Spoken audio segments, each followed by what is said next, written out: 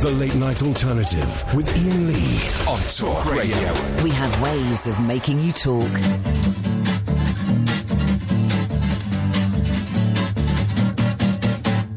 Heads and tails, heads and tails, heads and tails. Heads and tails, heads and tails, heads and tails. Heads and tails, eyes with whiskers on the nose. Heads and tails, here we go. Heads and tails, heads and tails, heads and tails. Here we go. Here we go. Heads and tails, heads and tails, heads and tails, eyes with whiskers on the nose. Heads and tails, here we go. Heads and tails. There we go. That's Derek Griffiths. That's the Derek Griffiths we know and love. Listen, there's a story that we've been kind of following the last couple of days, and it has been a murky old road, this story. You know, we just after midnight on New Year's Eve, New Year's Day, I kind of saw on Twitter that Derek Griffiths on Twitter, you know, the kids' entertainer from the 70s and 80s, has been on this show. It wasn't actually him on Twitter. Several people had established that the person claiming to be Derek Griffiths wasn't Derek Griffiths. And it was kind of weird. We were having a fun old show, and then suddenly there was this sort of strange, surreal bombshell that went off, and we all had to catch our breath for a few minutes. And then the show went on, and it was fine and dandy. And then last night, during the show, there were kind of more tweets coming up, and the last hour and a half, I guess, of last night's show was myself, Iain Lee, good evening, and Katherine Boyle, and we were kind of following tweets and getting messages from people and getting phone calls from people who had not only been duped into conversing with Ersatz Griffiths, but had also shelled out quite a few quid to have lunches with him, and had also sent him stuff to be auctioned off for charity, and also sponsored a young lad that he had been tweeting about who was raising money, supposedly, for autism and dementia charities. And then it involved... Now, what was the name of the chap from Strictly that we spoke to last night? Oh, that was Joe McFadden. Joe McFadden, an actor, and he won Strictly Come Dancing, and an all-round decent bloke, it would seem. And some people spotted a link between Joe McFadden's Twitter feed and this person believed to have been running the Derek Griffiths thing. And then I had then there was a weird moment where I had to go off air as Joe McFadden phoned me up to prove he was actually Joe McFadden. And I'm now 100% sure it was Joe McFadden that I spoke to last night. And I've been kind of following this story and emailing people and speaking to people and phoning people up. And this whole fake Derek Griffiths story, I mean, it sounds like a joke, doesn't it? It sounds laughable. It sounds like, a piss take, but it's not. It gets murkier and murkier. And I've spoken to people who want to remain anonymous, who know things about this person. And I've spoken to people who've paid a few £100. Now, here's the thing. One of the people that got caught out... When you hear of online scams, you think it's going to be old people and vulnerable people and thick people that get tricked for these things. But a lot of intelligent, bright, savvy, tech-savvy people have been caught out. And one of the people who got caught out, and I know this because I saw a tweet that he'd sent out, was Paddy McGuinness off the telly. And I had a delightful conversation with Paddy this morning on the telephone. It was a little bit sweary, I'll be honest. He was annoyed. Let's hope he's calmed down a little bit now, because Paddy's on the phone now. Evening, Paddy. Good evening. How are you? Hello, Katherine. Hello, Paddy. Now, what's your potty mouth? Because this morning, Paddy... Oh, blimey. Oh, but I'd only just found out what had gone on. I've seen you tweet. Listen. Go on. The whole Derek Griffiths thing, for me, like yourself, Ian, we're of a similar age. Yeah. And he's a kid's TV presenter from back then who's still alive and not been arrested. So I was like, I've got to meet him. Yeah. This man's a hero of mine. Yeah. Thank God he's one of the good guys. So, like everyone else, I got drawn in. He was on Twitter. He had a blue tick.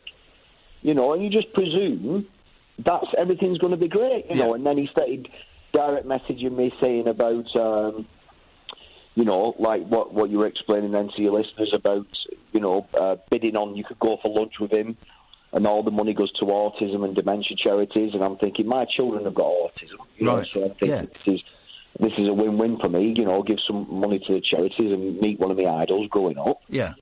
And, you know, and literally, I won the bid. I think I paid about 600 odd quid for it. Blimey. And it just never happened. And then I kind of just busy with working different things, and for Christmas. And then I started thinking, I thought, oh, well, Derek Griffiths is a bit naughty. That he's never been back in touch. That's not what you called him this morning. No, yeah. Well, no, not Derek, to be fair. The other fella, yeah. But it was just when it properly, you think, like you said, Ian, you're online, you know what it's like, Twitter. It can be a dark old place, but it can be a good place as well. And you kind of think you're across all that kind of stuff. And it really, when you said what happened, I honestly couldn't believe it. Because I saw a tweet, someone last night when we were doing the show pointed me to a tweet you did, I think maybe October, November, saying, I've just paid a few £100 to have a lunch with Derek Griffiths, all the money goes to charity, everybody's a winner. And so I tweeted you saying, mate, I think you've been done here, let's have a little chat. Yeah, but to be fair, I didn't see that, Ian, because I normally block you. Don't blame you. I know. I keep sending you dick pics, Paddy, and I'm really hoping that you're likey, but never mind. But you saw that you saw a tweet, or someone else got in touch, and it must have been a bit of a shock. It was a total shock, and like I said, I feel as though I'm pretty savvy with all these kind of things. And, you know, I mean, it's a shame that you know, the life we're living now with social media and everything's quick and electronic, and there's a lot of scams out there, and you can kind of, you know, you pretty much know when something's dodgy, like some prince from Nigeria wants to give you like 8 million quid. You kind of know all that. Yeah. But this was so just everything, you know, he was tweeting lots of people, Derek Griffiths, like you said, Derek was on your show. Yeah. And you were even directing people to his Twitter account. Yeah. Because obviously, you know, you had no idea yourself, so it just seemed really genuine to me. And whoever's done it, you know, this bloke, I forgot his name. What's he called? I was tweeting about. But listen, we're going to say his first name, but because I found out his first name's Lewis, right? The person that is supposedly behind all of this. And I found out today, Paddy, and this kind of puts it. I've been talking to Lewis today on the email, and he very, very nearly came on, and then he didn't come on, and I've had two people, one of whom is someone connected quite high up with ITV, and someone who is an actor but wants to kind of remain anonymous. But they've done a bit of digging around, and they are slightly concerned because this Lewis character is a young man. We think he's about 23, 24. Yeah. And we also think that he himself is possibly quite severely autistic. I'm not quite sure what that combination of words mean, but there seems to be a little bit of concern from some parties that he... Ian, two things. Go on, Firstly, when you're digging around on someone who's potentially a fraudster... Yeah. ITV wouldn't be my first port of call, it'd be the police. Yeah, no, you're right. Yeah. and listen... If he is autistic, right, that doesn't excuse it. No, you're right. You're absolutely right. Because, listen, every charity's worthwhile. Every charity's fantastic. Yeah. You know, and if you could give everything you could to every charity, it'd be brilliant. Unfortunately, that isn't how the world works. So just by doing your bit for certain charities that are close to your heart, you know, that for me means a lot. You know, and I think this if you can call him a gentleman, approached me because it's been documented my children have autism. Yeah. And I think he's preyed upon sort of me, you know, going to totally embrace that because I would do. Yeah, of course. You know, like I do with the National Autistic Society and everything else. You've got to, you know, I live with autism. With my kids, I see it every day, and I know how difficult it can be.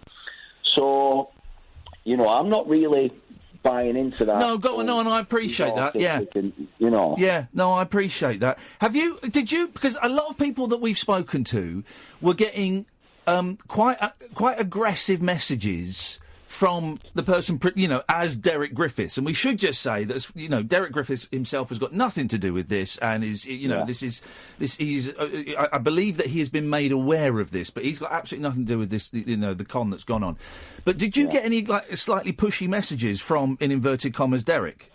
Well, yeah, I mean, when I first bid on the lunch and I won the bid, and I DM'd him, and I said, I'm really excited. I've always wanted to meet you. I've got loads of questions to ask you and everything else. And he DM'd back telling me his tour was finishing and this, that, and the other. And alarm bell should have rang then when he said my tour was finishing. I thought, Derek Griffiths on tour. But then after that, I'd start getting messages kind of like about other auctions he had on and other Just Giving pages, and could you just tweet about this one, Paddy? And there's another one here, and I'm trying to get this raised for this charity. So he was like blatantly getting me to reach so he could get more money off people. Now, listen, I'm not saying I'm the world's biggest expert on autism, right? But as a father of children with autism, I've got a pretty good idea of how it works. Yeah, of course. And if he's now saying, allegedly saying, I'm autistic, that's why I've done it. Yeah. It's just So, do you...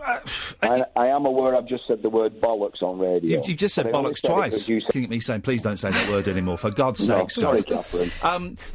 Do you know what you're going to do? Are you going to go to the police? I know a lot of people are going to go to the police about it. Because it's fraud. It's fraud. I think I do, believe that's the right thing to do, because at the end of the day, it's fraud. Yeah. And as well as being a fraud kind of monetary...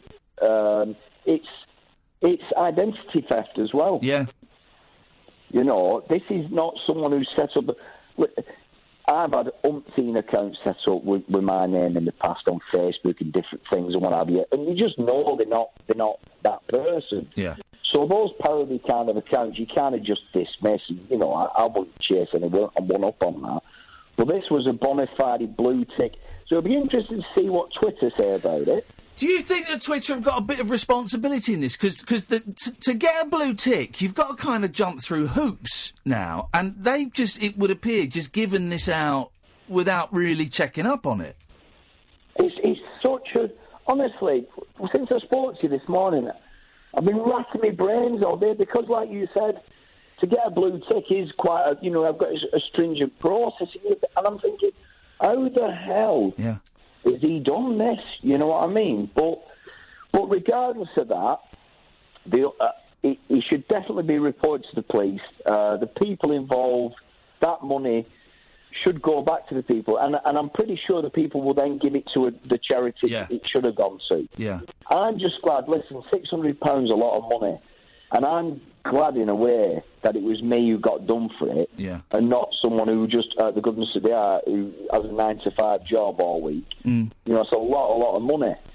So, but yeah, I'll be following it over the place and totally be doing that.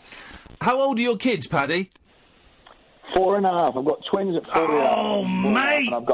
And I've got a little girl at 14 months. Flipping heck, you've yeah, that's hard work. Twins at 4.5, and that is well. Good luck with that, man.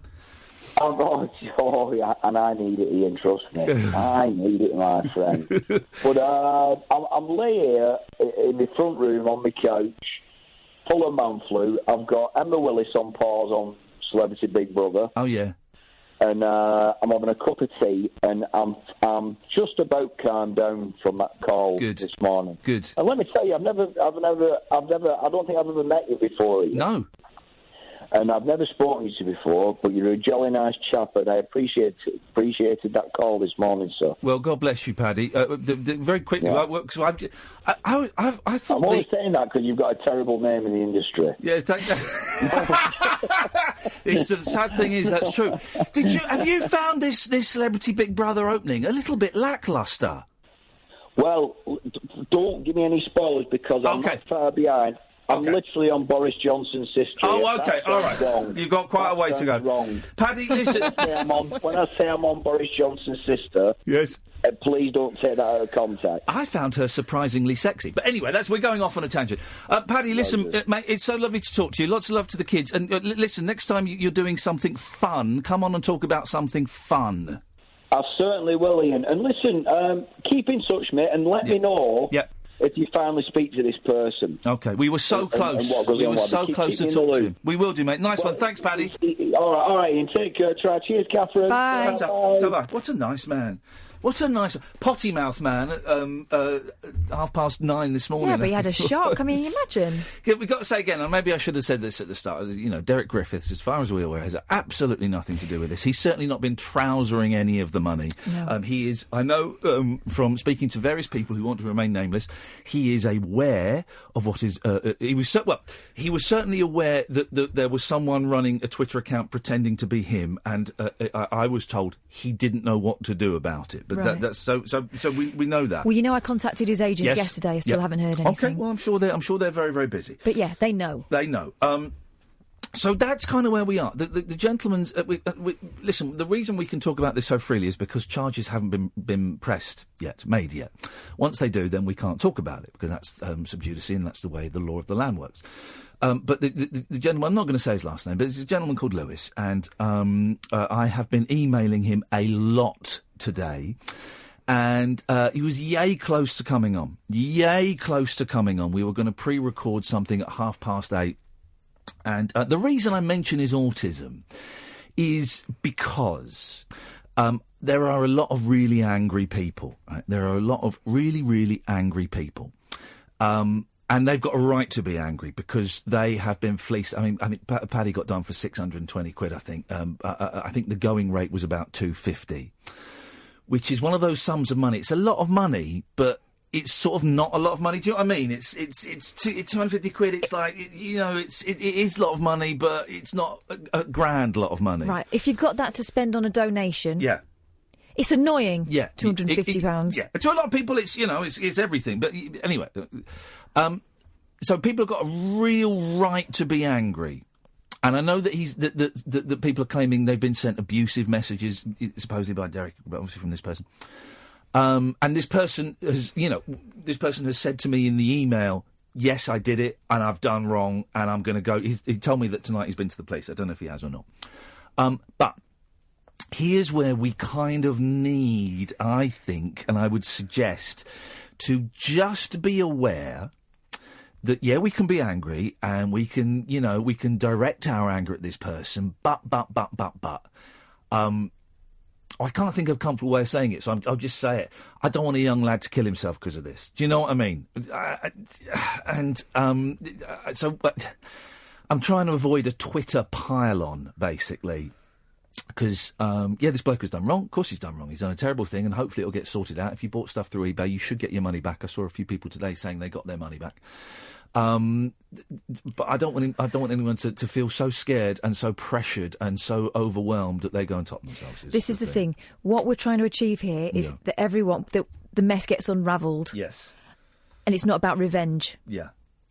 I'm going to phone up a guy called Vernon in a minute, who's also had loads of people sent me emails. So many emails. I opened my DMs last night on Twitter, which I don't really like doing, but I did, and I'm really glad I did, actually, because I got a lot of good people got in touch that didn't want to discuss it publicly and don't want their names mentioned, and that's great. But it was just a lot of people that gave me addresses and gave me a telephone number and gave me email addresses and all kinds of things that have been really, really helpful today. So thank you. So here's the thing, right? We're going to have a fun, silly show, okay? We're going to do a normal, dumb, silly, stupid show, okay? But also, if you have been ripped off by faux Derek Griffiths, if you have paid money, if you have sent him a donation to be auctioned, if you have sent him money for someone else's Just Giving page, and you're pissed off and you're angry and you want to tell someone that you're angry, or you want to phone up and say you feel stupid even though you've got no reason to feel stupid, or you want to phone up and we can take those phone calls as well, okay? I would really, really love to hear your stories about it and your take on it, and there will be people feeling stupid. But Paddy McGuinness is a bright bloke. He's a bright bloke. He got done for over 600 quid. He totally bought into it. Totally bought into it. So there is no shame in this. There is nothing to be embarrassed about if you paid over money. Then, give us a call. 0344 499 1000. And you might think, actually, I'm being a little bit soft and, being a little bit namby-pamby in my attitude. But having spoken to a couple of people today, I certainly don't want anything grisly on my conscience as a result of this, OK? I just want to flag it up, and I want people to get their money back, and I want, punishment to certainly be given where it is appropriate, but I don't want anyone to die. It's not down to us to do the punishing, is it? No. So, if you want to take part, dear listener, and you can phone up with nonsense stuff as well, 0344 499 1000. We call you back. I'm Iain Lee. This is the Late Night Alternative on Talk Radio. It's electric, it's eclectic, it's always rule-free. It's the Late Night Alternative with that man, Iain Lee. On Talk Radio. 0344 499 1000 is the telephone number. If you want to give us a call, you're more than welcome to. Let me give this Vernon a call. Where is his... So I open my request, so it's all gone. There we go, Vernon. Vernon sent me a message saying that he got done. So, Vernon, if you're listening, I'm calling you up now. So put some trousers on, for crying out loud. You never know, do you? What doesn't matter what he's got on. It's radio. No, I know, but I'd know. Hey, no, why can't I read numbers? Because I've only had 2 hours sleep since I was last here. That's why. Oh, wow, that was a loud old. He's got a loud ring, hasn't he, this Vernon fella? Yeah, hasn't he? Hello. Hello, Vernon. You are live on Talk Radio, and it's your chance to win £1 million. Hey, man, how you doing? You all right? It's Iain Lee. That's a good way to relax my nerves. Yes, there is no chance of winning £1 million, I'm afraid, mate. No. Listen, thank you so much for you've been emailing me and DMing me. You got sucked in, didn't you, by Ersatz Griffiths? Totally, yeah. What happened with you? It was really interesting to hear what Paddy was saying, because I'm very much in the same boat as him, though thankfully not to the tune of 600 quid. Yeah. I followed Paddy on Twitter, as do lots of people, and I saw that he'd won this lunch with Derek Griffiths. So I commented on the tweet saying, wow, childhood hero of mine, fantastic, you're really lucky. Next time I pass an autism collection box, I'll stick a tenner in it. Yeah. I genuinely meant to do so. And then, I think the following day, I got a direct message from that's Derek Griffiths saying, what was your highest bid you put in on eBay? You can have lunch as well if you want. Wow. And you hadn't put a bid in on eBay? No, I didn't, because like a lot of people, Ian, I floated the idea past my good lady wife, and she said she's slightly younger, doesn't remember Derek Griffiths, and didn't like the idea of me blowing 250 quid on lunch with a 70s TV entertainer. Damn these sensible people in our lives, huh? Crazy. So, and then I said to him, with another telling off from my wife, I wasn't going to go for the full 250 quid, but I said, you are a hero of mine. Would it be okay if I donated 30 quid, say, and could you maybe send me a signed photo saying, to best wishes, Derek Griffiths? Yeah. And I'd earmarked a spot in the downstairs loo already for it. Beautiful.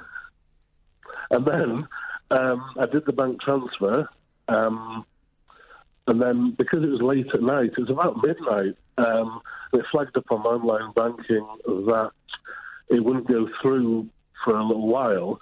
And that was, what you mentioned before, Ian, about him being a bit pushy and aggressive. Yeah. Well, that was the time when he said, what do you mean it's not going to go through until the following day? Why? And then I had to explain that transactions processed after 11 o'clock may, So hang on, you were getting slightly stroppy messages from what you thought was Derek Griffiths saying, how much money was it you sent? At that time, 30 quid. Saying, why hasn't my 30 quid gone into the bank yet? Yes. I'm laughing because it does sound like a comedy show. So what did you think when in inverted commas, Derek Griffiths was giving you a telling off? To be honest with you, I thought, and please don't think bad of me for this, but I thought he is an older gentleman. Yeah. Showbiz, so perhaps hasn't had much experience of online banking, is too busy appearing in award-winning tours and stuff. Yeah. So maybe he doesn't understand that transfers take a bit longer. So I gave him the benefit of the doubt on that basis. And then I'd say every 2 weeks, that was back in September, end of September. I'd say every 2 weeks or so, I'd drop him a direct message saying, "Hi Derek, all the best, hope you're well," etc. Really sickly, cloying hero worship messages. No. I've just seen your message. You sent me the screenshot. They're polite message that you're being polite, and that's a decent thing. This is someone you are apparently about to have lunch with, so of course you're trying to sort of, get on side. Of course you are. Well, yes. But I was still in the end for the signed photo. That was the thing. So I was just pushing for signed photos, right? And then I left it for a bit, and then he said, "No, I've still not had a chance to do it." And the last message I sent him, Iain and Katherine, was just before Christmas, when I sent him a message saying, "Have you had a chance to do that signed photo yet?" And he sent me a message, which is quite funny, I guess, looking back, saying, "Sorry, I've gone straight to Panto from my tour. So I've not been able to do it. Your best bet is eBay." And the thing is as well, because you think the money's going to charity, you can't really say, "Oh, well, I'll have my money back then, please." No, it's an awkward position because, you're giving the money out of goodness of your heart because, I don't have the direct connection that Paddy does with autism, but, it affects all of us. Some of my friends are directly affected by it, so it's a charity day to everyone's heart. So, I was giving the money anyway, but must admit, I did want the signed photo. Yeah, of course. And you, I'm assuming so the money you paid to, it wasn't directly to an autism charity, it was to this Lewis gentleman, whose last name we're deliberately not mentioning. No, it was directly to Lewis's bank account. Right. And then, just a bit more I forgot. Yeah, go on. Midway through, so mid-October, he messaged me out of the blue, that's Derek Griffiths, to say, could you make a donation to my Just Giving page as well? And I thought, well, I'm already in for 30 quid for the signed photo. Maybe if I chuck in another tenner, maybe it'll speed up the signed photo. Oh, mate. The thing is, it's to me, the 40 quid, I can afford it, but a lot of people are in for the 250. Yeah.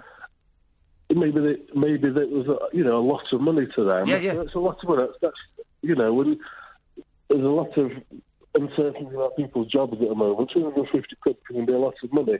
So the damage that this chap's done is, for a relatively small amount of money that he's received, a couple of grand maybe, I don't know how much, but I reckon a couple of grand, he's caused a lot of unhappiness to the individual people donating, and also the people like me, and also like your new friend Paddy McGuinness, won't be donating in future because we'll think we'll smell a rat. Well, also as well, 40 quid to an autism charity is 40 quid that they've not got because it's gone into someone else's bank account, and I'm sure every autism charity could do with 40 quid, it's every penny counts.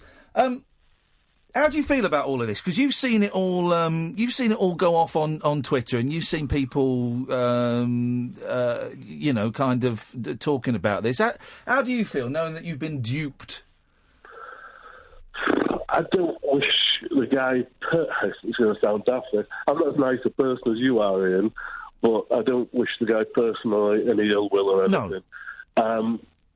I think that what goes around comes around, and I think he's bought a large amount of bad karma for a couple of grand. So I wish him all the best with that. Vernon, thanks, mate. Thanks for the emails and the DMs you sent. And, I appreciate your time. Absolute pleasure. All the best to you. It was a great show. Cheers, mate. You're a good man. Thank you, Vernon. It's good people, isn't it? It's just good people. I don't know.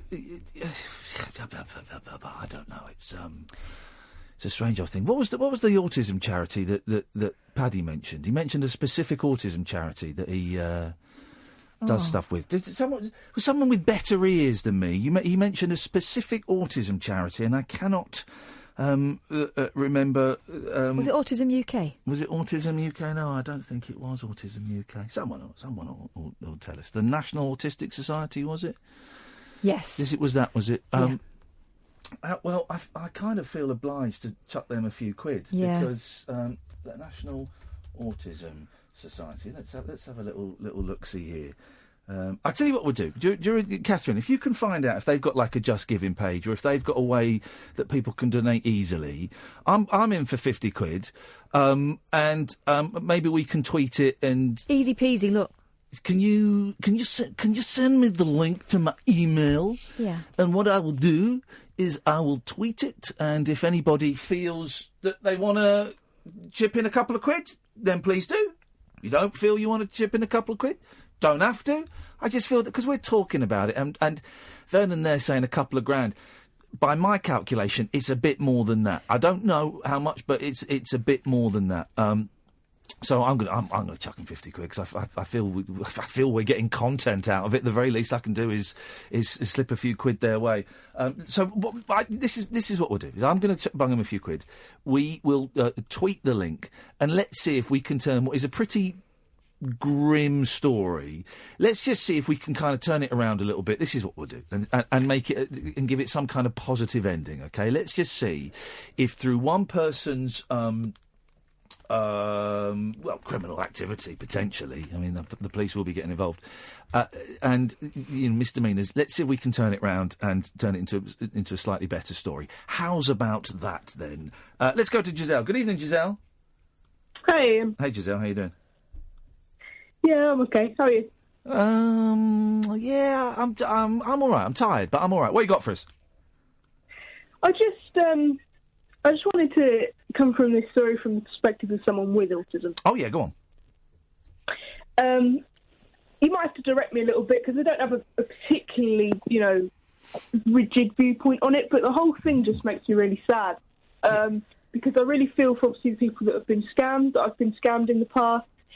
But I also feel for how this story is going to be taken, because if it does come to light, and I don't know, that the scammer in question does have autism, then it will come to light about autism, and then there'll be misconceptions. And I think it's really hard for someone with autism on a day-to-day in their lives, the way they lead their lives, to fit in.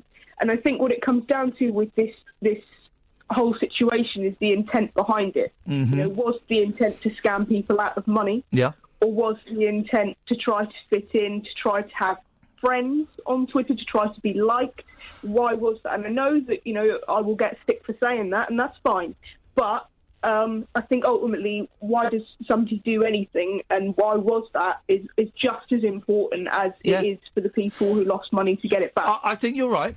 And I should say that when I mentioned that this guy potentially has, someone has used the phrase to me, severe autism, although I don't quite know what that means, but I'm just quoting it. This has not come from this person, all right? This has not come from the conversations I've had with this person. This has come from two separate people who have done who have done quite a lot of investigation into the story, into the backstory, and into what is going on. And they have both said to me, just proceed with caution, because this could potentially be, and again, this doesn't, I don't want this to take away from the people that have had money, given money under false pretences, but this could potentially be someone who is perhaps more fragile than maybe, say me or Kath, or someone. And again, doesn't take away from what has happened, and people are out of pocket and stuff like that. But I just, I want to approach this with caution, if that makes sense. Yeah, I think you did an extremely good job there for somebody that doesn't have full knowledge of all the labels and all different things. Oh, there's so many labels, Giselle, and then some of them are meaningless. It would just go between autistics and non-autistics. Right. But I think I do want to say I think it's very kind for you to mention the National Autistic Society, because that money towards them, and I'm not promoting at all because I don't work for anyone. Yeah. But money towards them will help people that can get help. It's really hard to get help, but it also, autism doesn't excuse the actions of a particular person. No, not at all. And the difference between severely autistic and perhaps non-severely autistic, autism is commonly used a spectrum, and somebody with severe or classical autism may just have different needs to somebody who may function a little bit more easily in society. Yeah. So that's the main difference, really. But I really hope that this story has a positive outcome, and if it does go to authorities, that the guy in question gets helped, as well as everybody getting their money back and there being justice. Yeah. Giselle, I'm saying this to everyone tonight. You're a good person. What good, kind-hearted people we've got listening to this silly show. Giselle, thanks very much for calling. Thanks, Ian. You too. Cheers with this. Ta-ta. 0344 499 1000. Oh, look. I can see, we've got Thomas Walsh phoning up. He wants to play a song down the phone. Wonderful. Oh, we'll have Thomas Walsh on. Stay tuned, dear listener. We're going to find that link for the National Autism Society, and where you can give a few quid if you want to. And let's see if we can kind of turn this around and, give this, grim story. And it is grim. Let's see if we can give it a bit of a happy ending. I can see it's already appeared in The Sun online, and it might be in some of the papers tomorrow, and they wanted to talk to me about it, and I decided, actually, I probably wouldn't talk to the papers about it because I didn't want to stir the pot. So let's see what we can do. 0344 499 1000. Thomas Walsh, a.k.a. Pugwash, stay there. Coming to you after this, sir. Moonlit musings for mums, madams, and meat packers. Oh, never mind, I must have misheard. The Late Night Alternative with Iain Lee. The station's brilliant. On Talk Radio. Just tweeted the link for the National Autism Society. If you want to go and give them a few pennies, do it. If you can't, then don't worry about it. 0344 499 1000. Lily, stay there. We'll come to you in a bit. Every time we go to Thomas Walsh, he's got a terrible, terrible phone line. Maybe today will be a special day. I don't think so, Thomas. All right, Norman Collier, and I know that you're old enough to get that reference. Oh, of course. Well, of course we are. Norman Collier's a legend. Do you remember that Norman Collier, right, this is proper entertainment, kids, he had 3 different acts. One of them was the broken microphone. Do you remember the other 2 acts he had? There was a chicken, was there? There was a chicken, yeah, he did an impression of a chicken. And do you remember the other one? A disgraced farmer? No, disgraced farmer? I don't want to know. No, he had a car door, and he would sit behind it and hold it, and he'd wind the window up, and when the window was wound up, you couldn't hear him, and then he'd wind the window down and talk through the door again. That is an act, guys. That is a proper act. That's Collier. That's Collier. That's the classic best. Collier. Classic Collier. How you doing, Thomas? You all right, fella? Well, I'm doing great, and I haven't spoken to you since all the madness, but well done. You did everyone proud. We all love you, and, I'm on your phone call away. Bless you, brother. Thomas sent me a text when I came out of the jungle saying, you probably won't want to talk to the likes of me now that you're famous, and I thought, yeah, I might block his number, actually. Delete. Oh, no, mate, you're a legend. So for those who don't know, Thomas Walsh, a.k.a. Pugwash, just delightful. If you're a fan of, I don't know, the Beach Boys, ELO, XTC, any of those people, Beatles, you will. If you're a fan of melodic, harmonious pop, go and check out some Pugwash. You are in for an absolute treat. But you should have said that when you were doing I Was Second Celebrity, shouldn't you? I know. I do apologise, sir. Hey, I finally saw that. I finally saw that XTC documentary at the weekend. Have you seen it? Yeah, oh God, yes, it's absolutely wonderful. It's going on Showtime this week in the US. So it's going to be all over the US now as well this week. So yeah, it's brilliant. It's so good, and do you know what? And I love Andy Partridge, and I do think he is one of the greatest songwriters ever. But it's so nice to see the other members of XTC talking as well, isn't it? Absolutely, and see Terry Chambers looking the same. He looks incredible. Well, he's been living over in Australia for the last 30, 40 years. He looks incredible. Anyway. Did you get the TC and I release yet? That's him and Colin Moulding did a release. No, I've not heard that yet. Is it any good? Yeah, it's brilliant. It's just XTC, so check it out. TC and I. Brilliant. I'm gonna go and check it out. Now it says here on my screen you want to sing a song with your guitar. Yeah, I'll tell you why, because I didn't know anything about this Derek Griffiths madness. But I obviously have, I have got original vinyl of Bod, and, I have some other Derek Griffiths stuff. I mean, maybe some Playaway albums. Yeah. So I can do the Bod theme tune and just lighten everything up. Sorry, I was taking a swig of Coca-Cola there. Yes, and I'll tell you, I found a kazoo as well. Hold on. Can you hear that? Unfortunately. Yeah. It is slightly Norman Collier at the moment. Your phone is so terrible. This is next Christmas. Remind me to send him a decent telephone, one that's not made out of paper. Saying that, the Galaxy S7 Edge. That's what I have. Well, maybe it's our end then. We'll get a decent phone system. Thomas Walsh, take it away. Let's have the Bod theme. I'll tell you what I've done. I've taken her off speaker now, but now I can't play the guitar. That sounds good. No, I don't mean it. You not playing the guitar sounds good. I mean the phone quality sounds better. Yeah, so what I'll do is I'll put the phone down with the speaker off and I'll play the song. There we go. That sounds beautiful. It's only going to be 30 seconds long anyway. Well, yeah, you do it, fella. Away you go. I love him so much. Here we go. Right, you ready? We're ready. Okay, hold on.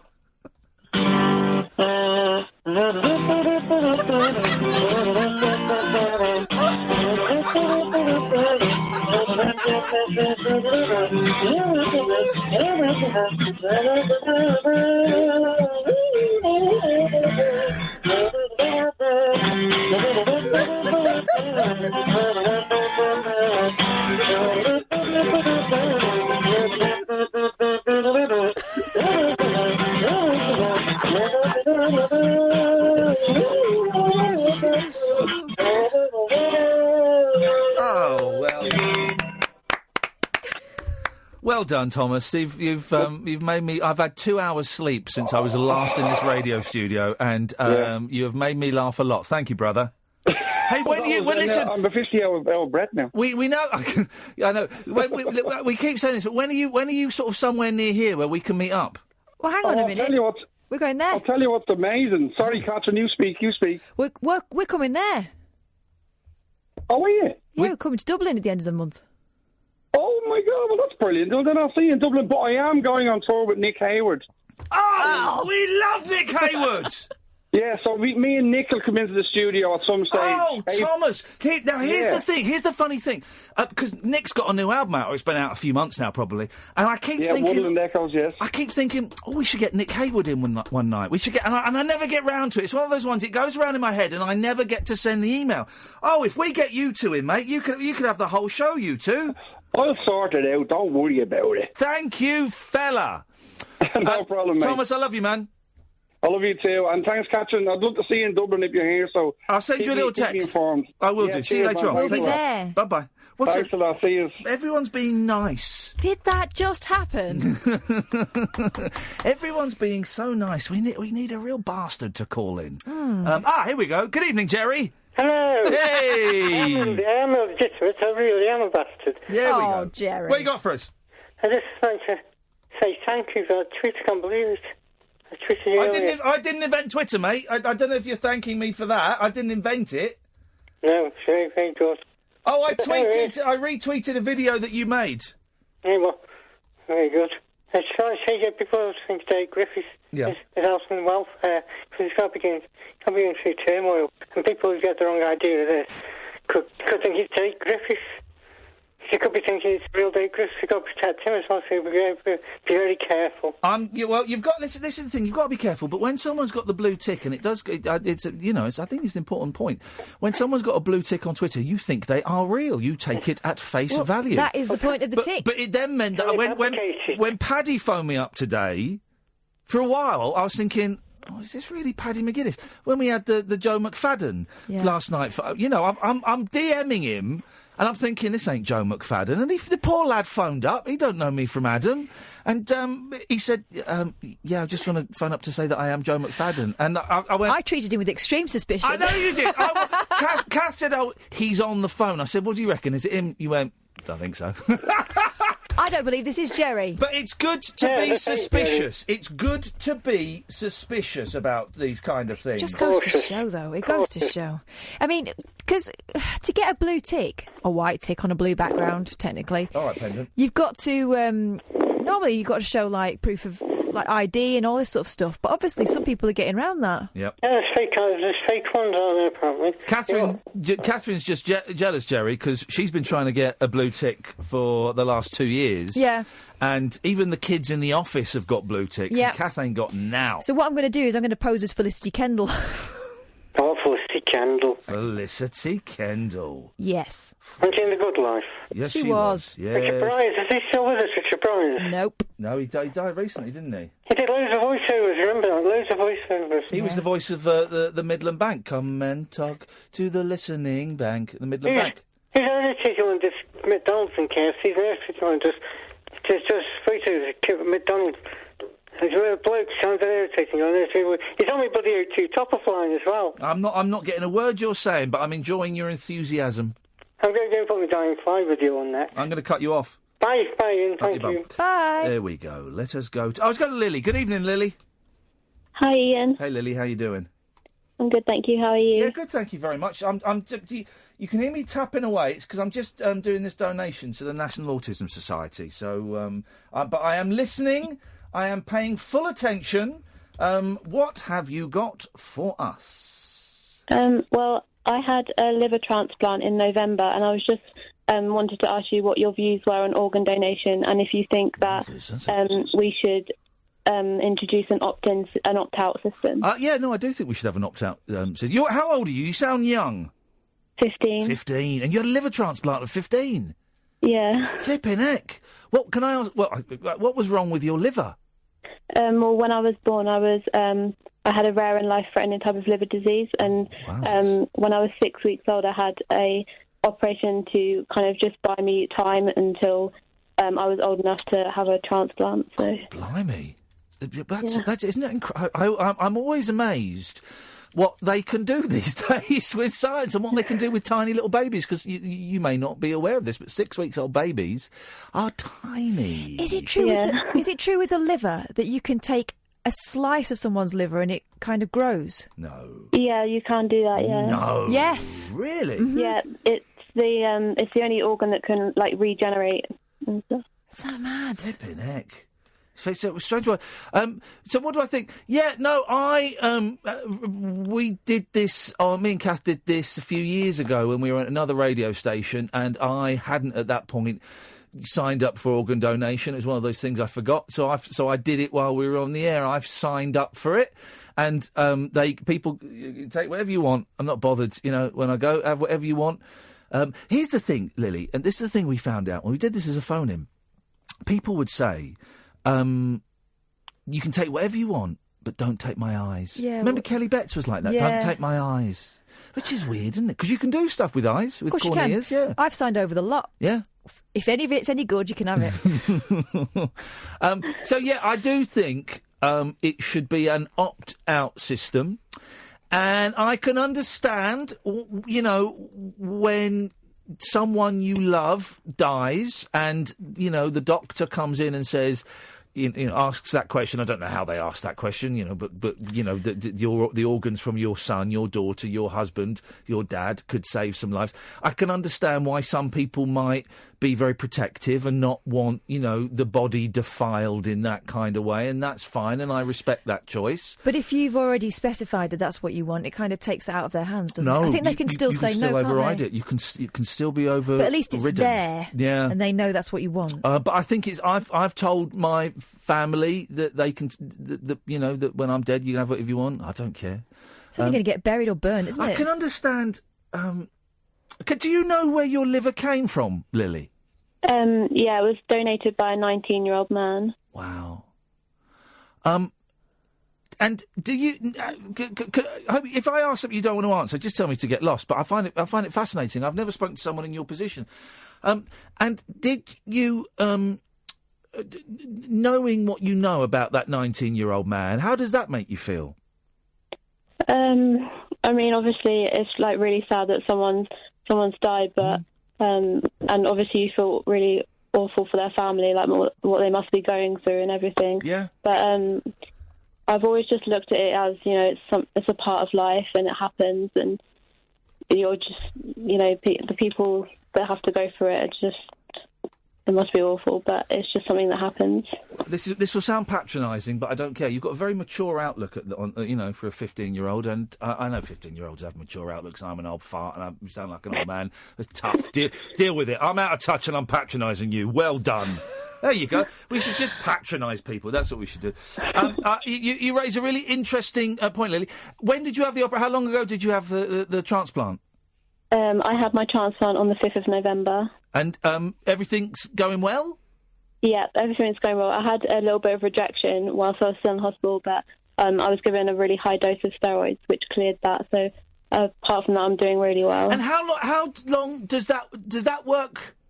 Forever now, or is it like 20 years? What do they say?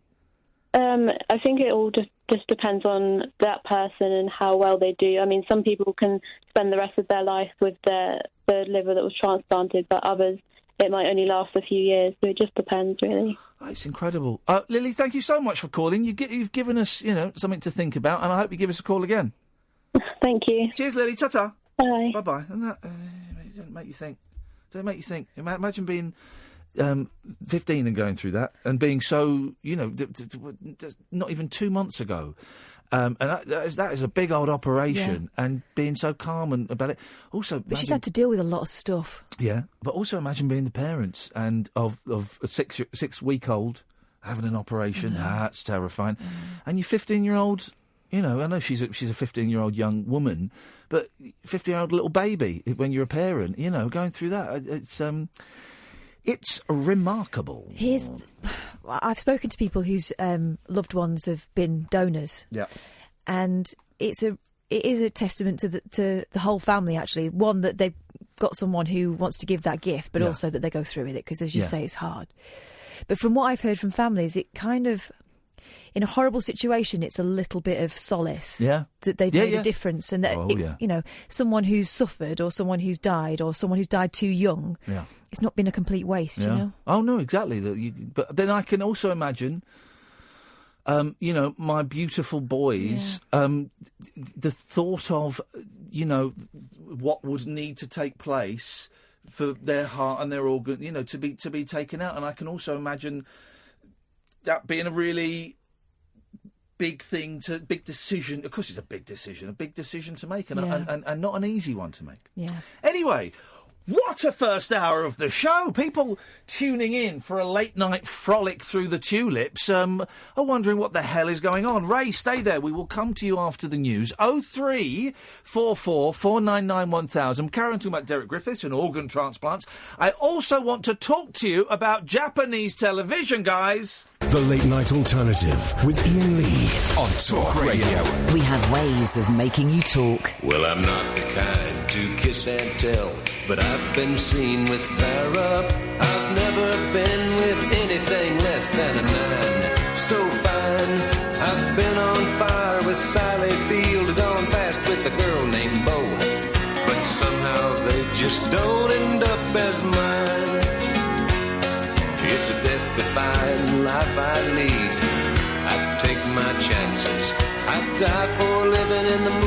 movies and TV.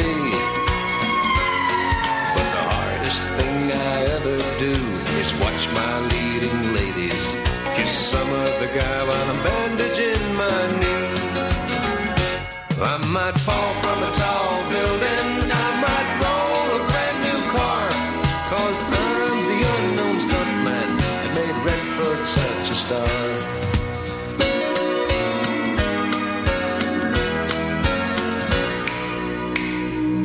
I've never spent much time in school, but I taught ladies plenty. It's true, I hire my body out for pay. Hey, hey, I've gotten burned over Cheryl Teague's, blown up for Raquel Welch. But when I wind up in the hay, it's only hay. Hey, hey, I might jump an open drawbridge or Tarzan from a vine, 'cause I'm the unknown stuntman that makes Eastwood look so fine.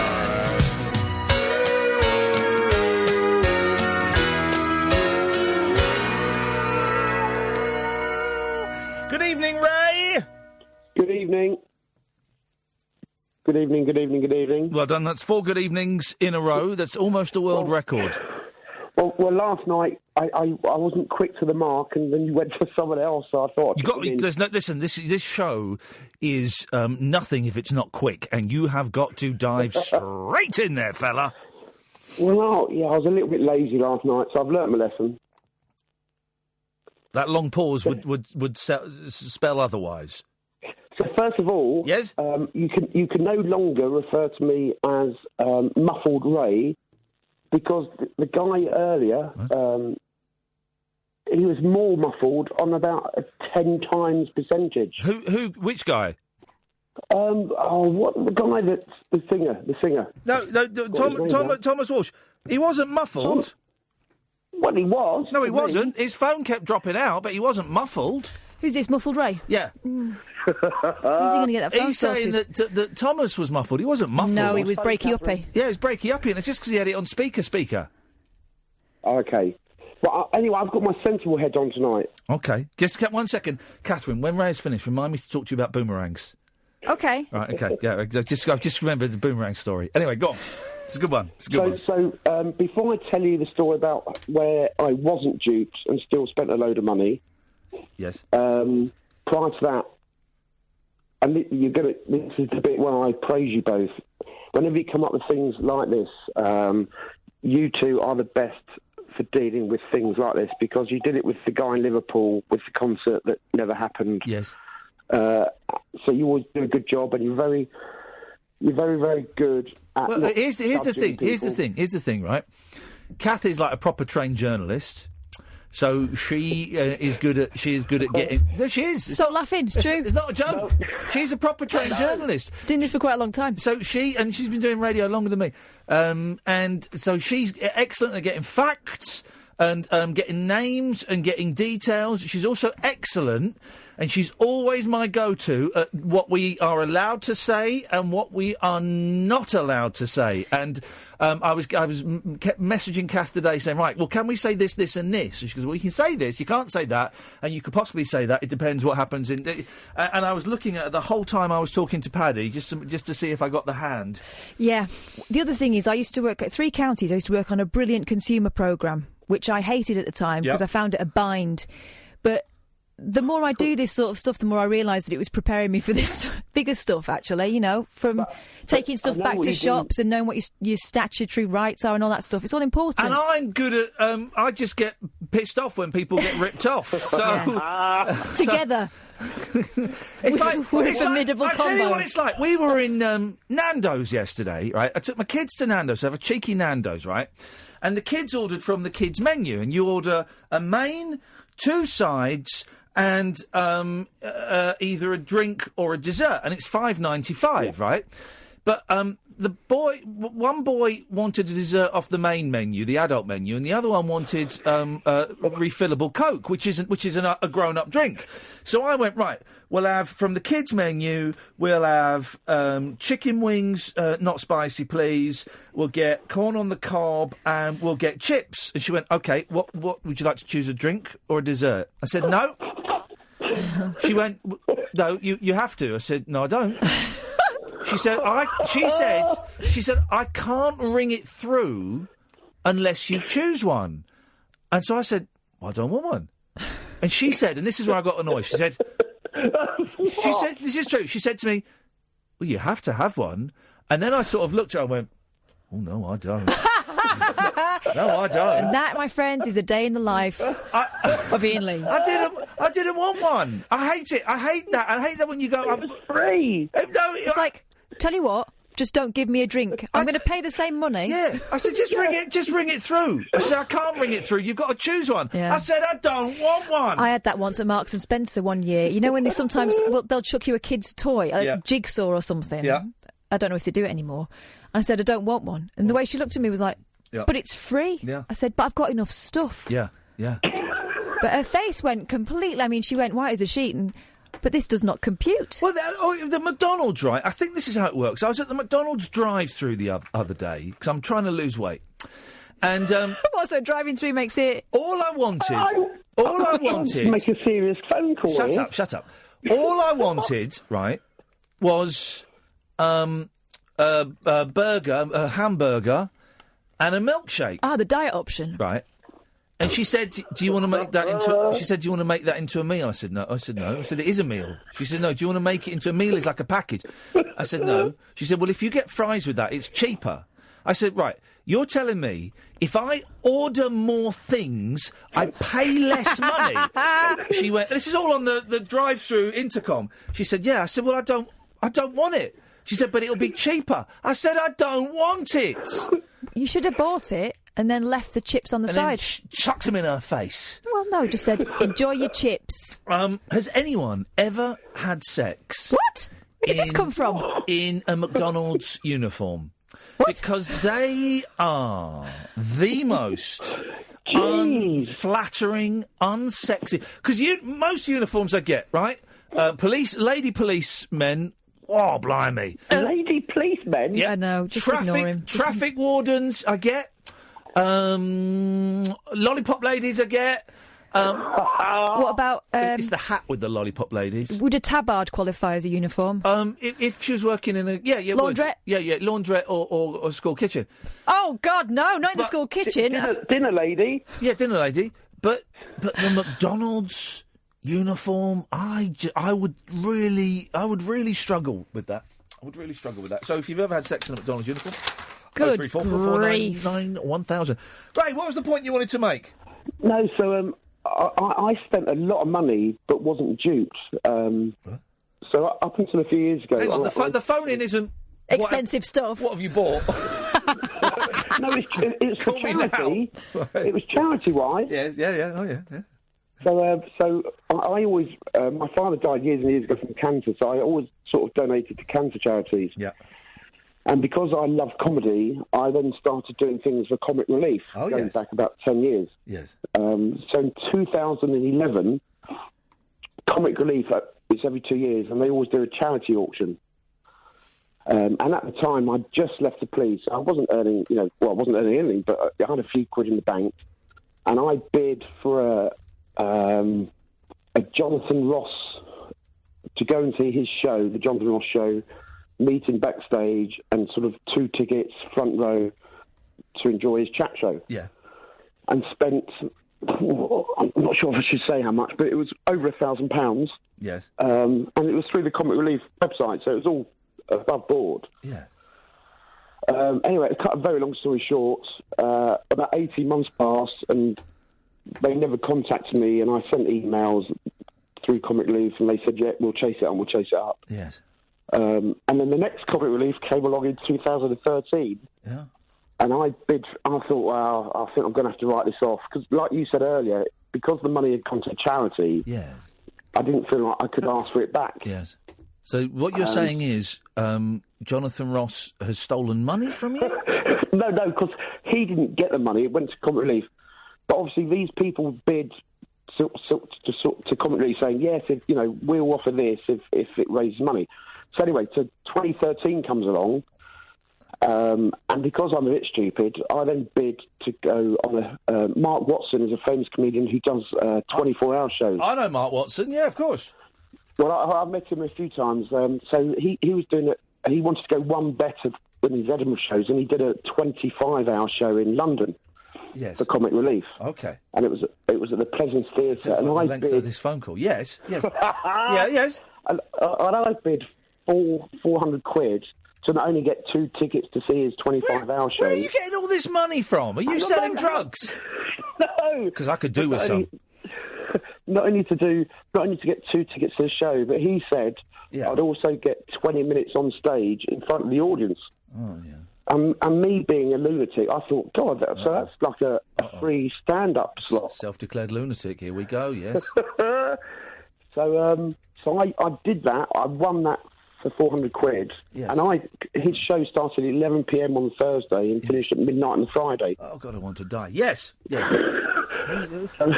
I thought he would put me on stage about 4 o'clock in the morning when there was nobody there or everyone was asleep. But he decided to put me on at 8 o'clock on the Friday night. Yeah. Right. And we got chatting, and I mentioned this Jonathan Ross thing. Bring it back, yes. Anyway, cut a very long story. Too late for that, buddy. I'm alive. Anyway, 11 o'clock that night, Jonathan Ross then turns up, having been on the Adam Hill show. Yes. And they bring it up, the fact that he has never... What happened? Just tell us what happened. Well, they made Jonathan Ross pay £5,000 to charity, but I still never got to see his show. Thanks very much for calling. Jeez. Let's go to Dennis before he dies. Evening, Dennis. Good evening. I've been trying to get through to you. I want to wish you a happy new year. Okay. Don't be depressed. I'd be depressed if I'd been out there in Australia with those non-entities. Yes, well, okay. There wasn't one of them that was any good. No. And as for the fellas who do run the programme, they couldn't make me laugh ever tickle me. Okay.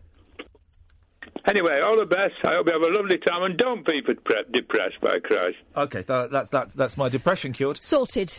Let's go to a break and then I'll tell you the Boomerang story.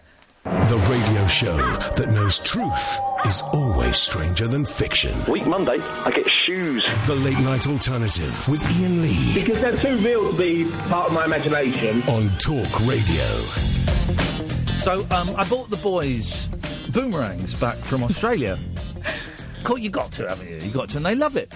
And we took the dog out for a walk the other day, and we tried over the big field, and we tried to do the boomerang, and we couldn't. And it's just 3 idiots. And then going to get it. So we did that. As we were driving into London last night to bring him into work, my youngest said, can I look on YouTube for videos on how to throw a boomerang? So I pulled over and I went on YouTube and I put boomerang instructional video, and there's some videos came up, right? So he's watching them, so I gave him the thing and he's watching them. I was driving along and I can hear it. Forearm or backhand? What is it? Is it that? I wasn't watching, I was driving, mate. Oh, right. You'd have to ask him. So he's watching it, and you go down the rabbit hole when you're on YouTube. So then another video comes up about boomerangs. Then a video comes up about someone making their own boomerangs. Oh. And then a video comes up for the one show about the world record biggest boomerang throw, right? And it's a big old boomerang, really big thing, right? You've got to throw it 20 metres and it's got to come back to you within 10 metres of where it was thrown. And then that happened.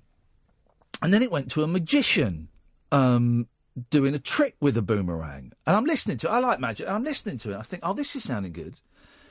And then it got to... okay, so then he's doing a routine, and it's a little bit fresh, but I'm thinking it's okay. What do you mean fresh? It's a little bit. He's doing a comedy routine, right? This magician, right? He's going to do a trick. I'm waiting for the trick, and then he talks about something, and he says something about, it's just because I'm sexually attracted to Ryan Reynolds. I thought that's a little bit, Jeff, but we'll let it go. And then he said. Oh God, what? Well, my kid's 5, right? And then he said, well, I say I'm sexually attracted to Ryan Reynolds. But if push came to shove, I probably would. I'd push him down and shove my dick in his mouth. And we're driving along, and I'm going, whoa, buddy, whoa, hey, yes, let me, whoa. And my youngest is going, what? I said, whoa, I don't think you're meant to. And I didn't have a clue what to say. And I'm going, well, yes, I don't think what I went. And I turned to Frankie Howard. No, let's listen to Radio 4, shall we? I mean, very, very, very Jeff. Very Jeff. And then he did a trick. What was it? We didn't get to the trick because he'd done that. Flipping heck. That reminds me, I had a similar reaction, didn't I, when you got me to read that fan fiction off air yesterday. Oh. Because the boys were sitting there, and you said, read this, Kath, and... Get it up. Oh, pardon? Involuntarily, I went, oh! Yeah. And then, of course, you've got two little boys going, what?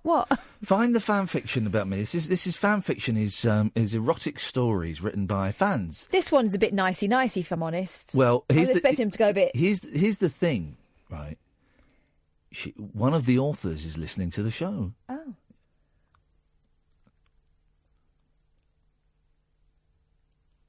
Just listening?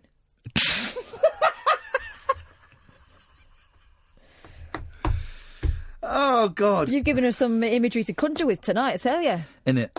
Let's have a look. Anyway, it's very nice, and I like the romantic nature of it. You find it. It's not like that filth that they write back One Direction. You find it, and I'll get some appropriate music. In the meantime, let's talk to Sarah. Hello. Hey, Sarah, how you doing? Hi, I'm good, thank you. How are you? I'm very, very well. What you got for us?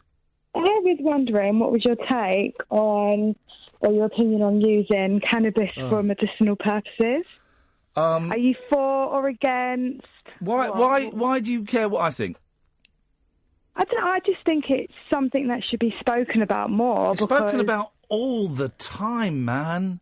Yeah, but I still think there's still a long way to go because it helps people out, and I don't know, I just think, why is it not legal yet? Well, what would you think of that? Would you be for or against? But why you don't care what I think? You want it to be legal, and that's great. You don't care what I think. Yeah, I do. I care what people would think about that because. Why do you care? Why do you care what I think about medicinal cannabis? I don't know. I would like to know your opinion on it and your view. Why?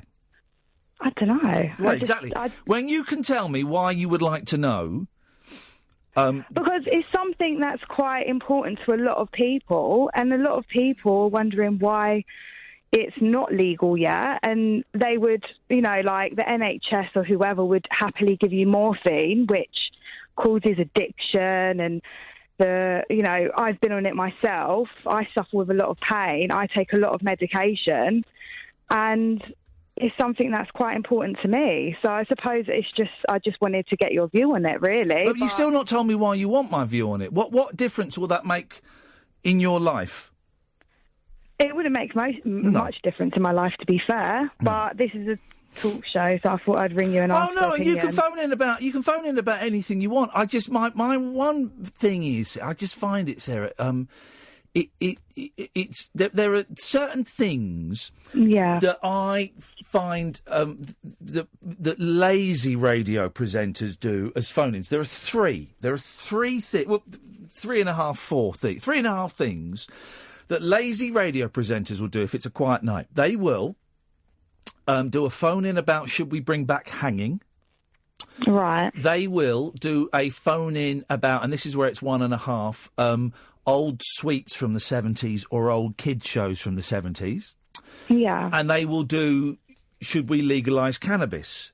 And it's just, I kind of have sort of an unwritten rule that I won't do any of those things. Oh, okay. Well, I wasn't aware of that. No, I know, and I'm not telling you off. Yeah. Because it gets us nowhere. Right, okay, fair enough. Okay then, okay, if that's how you feel, then that's your opinion on it, I suppose. No, it's not. No, it's not. No, it's not my opinion on it at all. I've deliberately not shared my opinion on it. Yeah, and that's your choice, so that's fair enough. I'm pro-choice in that respect. Yeah. Okay. No, it's just because having like experience going through hospitals and different medications, it's something that I think. But you say you mentioned you mentioned being addicted to morphine. You can be addicted to cannabis. Yeah, you can. You can. Of course, you can. But that's where I think I don't understand why it isn't legal yet. In the sense of with morphine, the side effects and what it does in the long run. But cannabis is used by the NHS. Yeah, but they're not really. They're more likely to hand you over morphine or fentanyl. And personally, I don't want to touch that. I don't want to go back on that. And it took me a long time to come off the morphine. Yeah. So, and especially if you've been admitted into A&E, that's the first thing they kind of want to give you. And it's just, I don't know, if there was like another option or if they made it a bit more easier, I think, and not only that, I think it would take a lot of, people off the streets in that sense of like drug dealers. Obviously, you always have drug dealers. Hang on a minute. You're talking about the NHS prescribing cannabis. That's not going to stop drug dealers. No, it's not. It's not. But I'm saying in the sense of, say if someone was to go to a drug dealer to buy some cannabis for their pain, that could open a window to trying other drugs, where you could eliminate that. No, it doesn't. Yeah, I've seen it myself. With people I know. No. I don't buy that. It's a gateway drug. I don't buy that. That's rubbish. In the sense of, not in itself, but that person then going to that dealer. No. Right, would be open to that dealer saying to them, "Do you want this or do you want that?" No, it doesn't work like that, though. Okay. Well, don't shut down. You wanted a conversation. You got one. Don't shut it down by that. It doesn't work. It doesn't work like that. There are some people that will just smoke weed forever, and they're fine with that. And there are some people that will end up on heroin. But cannabis isn't a gateway drug to heroin. No, I understand that. I'm just saying it will stop. It could stop some people being exposed to other drugs, whereas they might not have been exposed to that in the first place. If someone wants to get a bit of crystal or a bit of heroin or a bit of coke or pill or whatever, they'll get it. They'll get it. Yeah. Okay then. They'll get it. Oh, fair enough. But that was basically my question to you. Nice one, Sarah. So, I've drawn a box around the word boomerang while we were talking. Okay, sorry. No, you've inspired me to be artistic. I don't know what I'm apologising for. All right, then. Okay. You sound disappointed. No, I'm actually not disappointed. It's good to have... I think it's just good to have that conversation, personally. Okay. Thanks for calling, Sarah. Ta-ta. Thank you. Bye-bye. Let's go to... Oh, God, they're all coming out of the woodwork tonight. Hello, Chris. Hello, Ian. There we go. There's that awkwardness that we've missed. Yes. There's that uncomfortable. I'll say to Katherine as well, hello. Hello. Yeah, you will say it. You will say it, and you'll say it with respect, and you'll stand tall and proud while you say it. No, you don't have to do that. I'm standing up now. I'm being awkward now. Now sit, but you've been awkward since you started. Yeah, hello. Yes. Good. So, what do you want to get angry about with me tonight? I wasn't angry with you before, was I? Huh? I wasn't angry with you before. A bit, yeah. Was I? Yeah. Oh, I'm sorry. I do apologise. Well, I'm not angry tonight. Okay. Good. But when he was talking about McDonald's, I was thinking about my wife when she was in university. Can you remember the old Wimpy store? I was in a Wimpy this morning having breakfast. I thought they had shut down. I sent Kath a picture of it, didn't I? Yes. I was in a Wimpy. Did they have proper plates? They had proper plates. I was going to have a big bender in a bun. In a Wimpy? In a Wimpy. I was in a Wimpy this morning in Boreham Wood, just round the corner from the Big Brother house. Well, I didn't know that. Yep. My wife used to have to, the mascots. She used to do that. The beef eater? Yes. He's a beef eater? Hi. He's a beef eater? She was, yeah. He was a beef eater, I know. I thought they were closed. No, there was one this morning. I was in it. It was open. I had a burger for breakfast. Right. But they don't still have, like, the squirty... No, they didn't have the tomato-shaped ketchup dispenser. They've gone all posh. No, they've not gone posh. They had a cheap own brand bottle of ketchup. Oh, it's bloody good though. Well, they must have closed them all down in Wales then, because I've not seen Wimpy down here for. Mind you, I haven't seen. What I was ringing up when he was talking about scams. I haven't been scammed. No. I've been robbed a few times. Quite a few times. I know a lot of iPads have gone missing, haven't they? Are you sure you've been robbed? Because if I remember correctly, you're blind. If you just not put them down somewhere, then being a little bit disorientated by a wind or something. No, I got robbed. I shouldn't have gone into the bar. I got robbed. Yep. They caught the git who robbed me. He's got to pay me. It's not about them. I didn't want the money. No. He's got to pay me 20 quid back a month. I don't want that money. I donate it. Like you're saying about donating to autism. I don't. I donate it to another charity. I don't want that money back. And then I got robbed. It was about this time last year. I had to go up to London for a couple of days. I know, you told us. You've told us. See, I'm going through old stories then, am I? Sorry. There we go. You know? So I still, even though I don't ring you, I still listen to you. I still like listening to you and all the callers you have. Shut up. Shut up. Paul has tweeted, Ian shouldn't be allowed on air with only 2 hours sleep. He's absolutely ruthless. This isn't even an exaggeration, right? I know. Is it like you're drugged out? What? You're drugged out with a lack of sleep? So I got to the hotel last night in Watford, got there at 2 o'clock, couldn't get to sleep, and then I was up at 5, and I kept waking up every 20 minutes. I was having a horrible nightmare about my kids and kept waking up. Yeah. No, I'm not laughing at you. Right. And then, so I've had 2 hours sleep, and then I finished the show and went back to bed and couldn't sleep, and then I had to go to a different hotel and I couldn't sleep. So I've had 2 hours sleep. I'm absolutely off my nut. Well, and then I'm going to get 2 hours sleep tonight, and I'm going to be on blooming TV AM tomorrow morning again. Well, I know. I hope they're paying you enough. Oh, yeah. You got to do this for the next couple of weeks. You said. Oh, let's just say it's well worth the it's well worth the hass. Like I supposed to have gone away for New Year's Eve. Oh, messed up again. Night. Hello, caller. Yeah. Hello, Chris. Are you there? Yeah. Can you hear me, Chris? Yeah. I should have gone down to West Wales. Chris, back beyond. Can Chris hear me? Yes. Hello, Chris? Yes, I'm listening. Hello? Don't know if you can hear me. Chris, are you there? Yes. Hello, Chris. You're not taking it... Hello, Chris? You're not taking the mic like me now. Hello? I know you do it to other listeners. You're not doing it to me. Hello, Chris? Chris?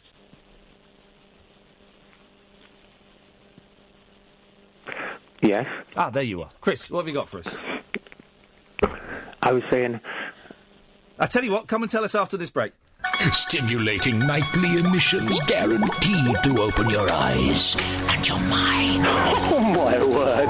The Late Night Alternative with Iain Lee on Talk Radio. Hello, line 2, you're on the wireless. Hello, caller. Hello? Hello, caller. Hello? Hello, caller. Hello? Hello, caller, you're live on the radio. Hello? Yes, hello, caller. Hello? Yes, caller, you're live on the radio, caller. I'm Okay. Let's go to Morgan. Good evening, Morgan. Hip. How's your day today? It was really exciting. I went to the Big Brother house. I appeared on GMTV. I found out that I'm going to be interviewed by James O'Brien tomorrow, one of my favourites for a podcast that he does. Watched some Jeremy Kyle for the first time in years and found it absolutely hideous. and watched the season finale of season 1 of American Ninja Warrior, which is the greatest show of all time. If they could combine that with Naked and Afraid, then I'd be quids in. Is it better than Slippery Stairs? Oh, flipping it, Morgan, right? So get this, right? I was trying to... When I was in Japan years ago, I saw this amazing show, and I can't think what it's called, and I can't find it on YouTube, right? It was basically a live-action Where's Wally? And what it was, there was a studio, and there were contestants in the studio, and there would be a big screen, and you would see a live shot of a street, right? And you could see... across the road, and you could see parked cars, and you could see buildings and stuff like that. And you had to look at it and try and find where someone was hiding, right? And you'd look, and you'd really struggle. And then what would happen is you'd point to where you thought the person was, and then the announcer would go, OK, I won't do the accent. Will the person please stand up? And you'd see someone who was like... his head was painted like the wheel of the car, and his body was painted like he was camouflaged, and he'd stand up and wave, like do a big wave. And it was brilliant, right? And I can't find this programme. But in trying to find it, if anyone knows the show, 0344 499 1000, in trying to find it, I stumbled down the Japanese television rabbit hole and found this great show that apparently... did the rounds on Twitter and Facebook and stuff about 3 or 4 weeks ago when I was away. A show called Slippery Stairs, right? And the concept is there are about 8 contestants in sort of rubber bodysuits, and there are some slippery stairs. And they have got to climb up the slippery stairs. And at the top, I think there's a big check or something, and the person who grabs the check wins. It is... without a shadow of a doubt, the most insane thing I have ever seen. And then I was showing Kath, it's called something like Human Costume Grand Prix. And it's where people disguise themselves as inanimate or inanimate or animate objects. There was one where there was a fella and he had... a skier painted on his face, and then in front of him he had a fat man painted white who was wobbling his belly, and he danced his face over his belly as though he was skiing down undulating hills. But then there were sort of group ones, like the first one we saw was about 7 or 8 men in yellow pants. Yeah. Washing their hair in a great big pint glass, and they were soaping their hair up to make it look like the bit of foam. So we watched that, and then we watched a programme called something assault, automatic assault or something, and it's basically kids, and I'm talking like 6, 7, 8-year-olds. Walking through, like, haunted houses and being chased by zombies. And these kids... It was like last night when we had my youngest in, and he was in tears over these ghost stories. And these kids, like proper traumatised. We were watching that. And then I saw a programme, and I didn't watch it. It was called Wall of Boxes. And it's just flipping... So I don't know why I'm talking about that. That's what kind of day you had. That's been my day, yes. Thank you, sir.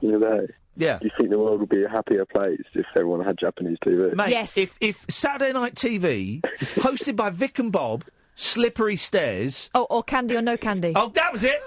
Candy or No Candy. This is brilliant. This is a famous room, right? So people go into a room, and it'll be like a living room or a bedroom or something, and it's all normal, and they've got to find 5 things that are made out of candy.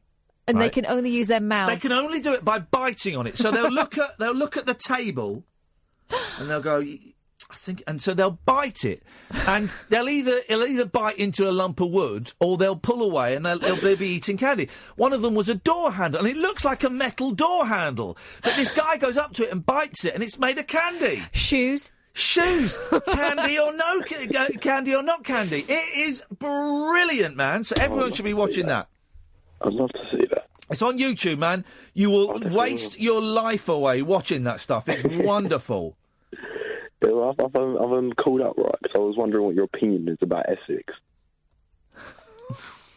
I think we need... listen, Okay, I think it's the only way. I'm a big fan, right? Because I just think in today's broken society that we just don't follow rules. We are not moral, and if we treated people better, more decently, then I think it will be a better society. Oh, did you say ethics? I thought you said Essex. Essex. Oh, I've got no strong opinions on the county. No. Why? But why do you want to? I don't want to do the whole drug thing again, but you don't want to know what I think about Essex, do you? Oh, I do, because it's not, obviously, I don't want you to do the whole type drugs thing again. No. But, like, a lot of people think that Essex is just about wearing fake tan, doing up your hair, and just being fake. No, I don't think they do. I don't think they do. I don't think people really think that. I know the Essex Girls jokes, but that's like 30 years old. And the only way is Essex kind of plays up to that a bit, but I don't think people really think that. I tell you what, let's ask an expert. Chris? Yes? What do you think about ethics? Essex? Well, I was going to say, if people got a stereotypical thing about Essex or ethics, what do people have about South Wales? Don't tell me. Well, it's apartheid, isn't it? What? There's the apartheid, the awful treatment of the black people from the townships. No, hang on, that's not South Wales, is it? That's South Africa in the 1980s. I'm terribly sorry. You misunderstood me then, Ian. I must have done. Yes. Yeah. I hope that helps, Morgan. Does that clear things up? Yeah, brilliant, thank you. Sorted. Nice one, Morgan. Chris, good to talk to you, mate. Not spoken for a while. What would you like to say? No, as I was just saying, I think I've over-repeated myself, actually. But I do apologise if I was a bit sort of abrupt to you last time I spoke to you. I didn't. I know I'm going back a little bit. I'm not stalking you and Katherine, but I did listen to your show when you was out in New York. That was good. Yeah. Yeah, it was good. Okay. So I do listen to the show of an evening. Great news. So, yeah. Do you have a radar diary? Pardon? Okay, right. In that case, we'll say good night. It's not important if he doesn't have a radar diary. I think that's... I'm so tired. I know. You know your inner monologue is coming out a lot tonight. This microphone is not candy. Sophie, you're going to be next. Then it'll be Joe. Yes, caller, you're live on the radio. Hello? You got... It's a kid that finds out. I don't know what's going on. 0344 499 1000 is the telephone number. This is the late night alternative with me, Iain Lee, on Talk Radio. Kick off your slippers. Don't go to bed. The party is just starting. You can sleep when you're dead. The late night alternative with Iain Lee on Talk Radio. Well. Yeah. Evening, Sophie. Hello. Hello, Sophie. How you doing? No. Yeah. Yeah. Just a bit, yeah. I'm so tired, Sophie. Okay. I'm so tired. How many hours of sleep did you get last night? I don't actually know. Probably 7, 8. Yeah, I had 2. So I had 2, and I work. I've got responsibilities. I've got mortgages. I've got children. I've got tax bill coming up soon. I've got my car insurance coming up soon. I pay about £1,500 for my car insurance. I drive a Volkswagen Polo, Sophie. So sleep for me is more important. And I'm let's not beat around the bush. I ain't getting any younger. But all that to one side, Sophie. You don't want to hear my troubles and woes and worries. What have you got for us this evening? I just wanted to have a chat, really. Yeah. Oh, okay. And I've been all miserable. What do you fancy having a chat about? Have you watched Jeremy Kyle recently? Yeah. Do you like it? All right. I think he's everything that's wrong with this country. I used to like it. I used to think it was brilliant. I used to think it was funny. And then it dawned on me that these are real people. And that however much Mr. Kyle argues that his show is helping these people, he's actually exploiting these people. And I think that we as a society are better than that. But I do like the DNA results and those all-important lie detector results. So, you know, I wouldn't say I'm a hypocrite. I would say I'm an amalgam. What does that mean? Yeah, I'm not sure. It's the wrong word. I would say that I'm a hybrid. No, still not. A hydra?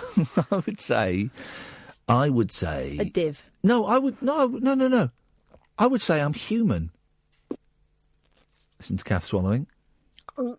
I would just say I'm human, and to err is to be human. To be human is divine, and cleanliness is one step away from godliness. No, cleanliness is one step away from godly and cream, and I am human. And you need to go to bed, my friend. No, thank you, Catherine. I am flawed. I am imperfect, but also perfect in the eyes of our Lord and Saviour Jesus Christ. Who are you talking to here? Not really sure. Sophie, you're... Sophie, I'm so sorry, Sophie. You've got him in a very funny mood. It's only Tuesday. It's only Tuesday. Oh, God. It's what you're going to be like when you're an old man. In the home. I am an old man. But he's doing it again. I am an old man. Anyway, what you got? Sophie, you just went up for a chat. What's happening in your world, Sophie? I got to go. So Thanks for calling. Bored. Right, have you got the fan fiction? Yeah. Right. Can't unsee it now. Right, let's read it. I'm going to play some appropriate music. Oh, God. Oh, no! Stop it! What? Okay. So this is written by fans of me. Well, one fan. Well, there are two fans wrote these stories, different fans. I think it might be the same person. It's a very similar style. Yeah. Obviously, one person doesn't want to claim it. Okay, go on. What's it like working on the show? Oh, it's supposed to be you. What's it like working on the show? Do it, mate. Do it, and do it properly.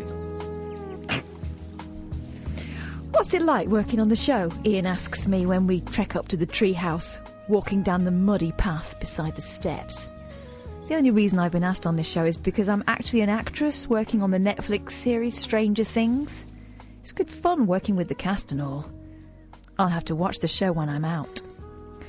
We just released the second series, I reply vaguely, describing the overall plot. It's a good show. Sitting down on the bench, it's like you can see the entire Australian jungle. Yeah.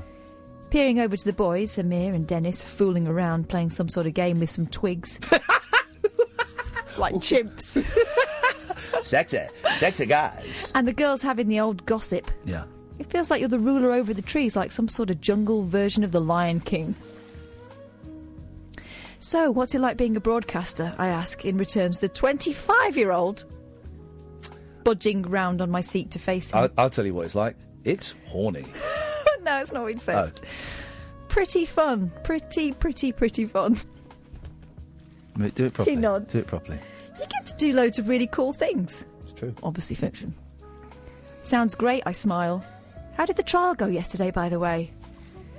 Ian went out to face the Bush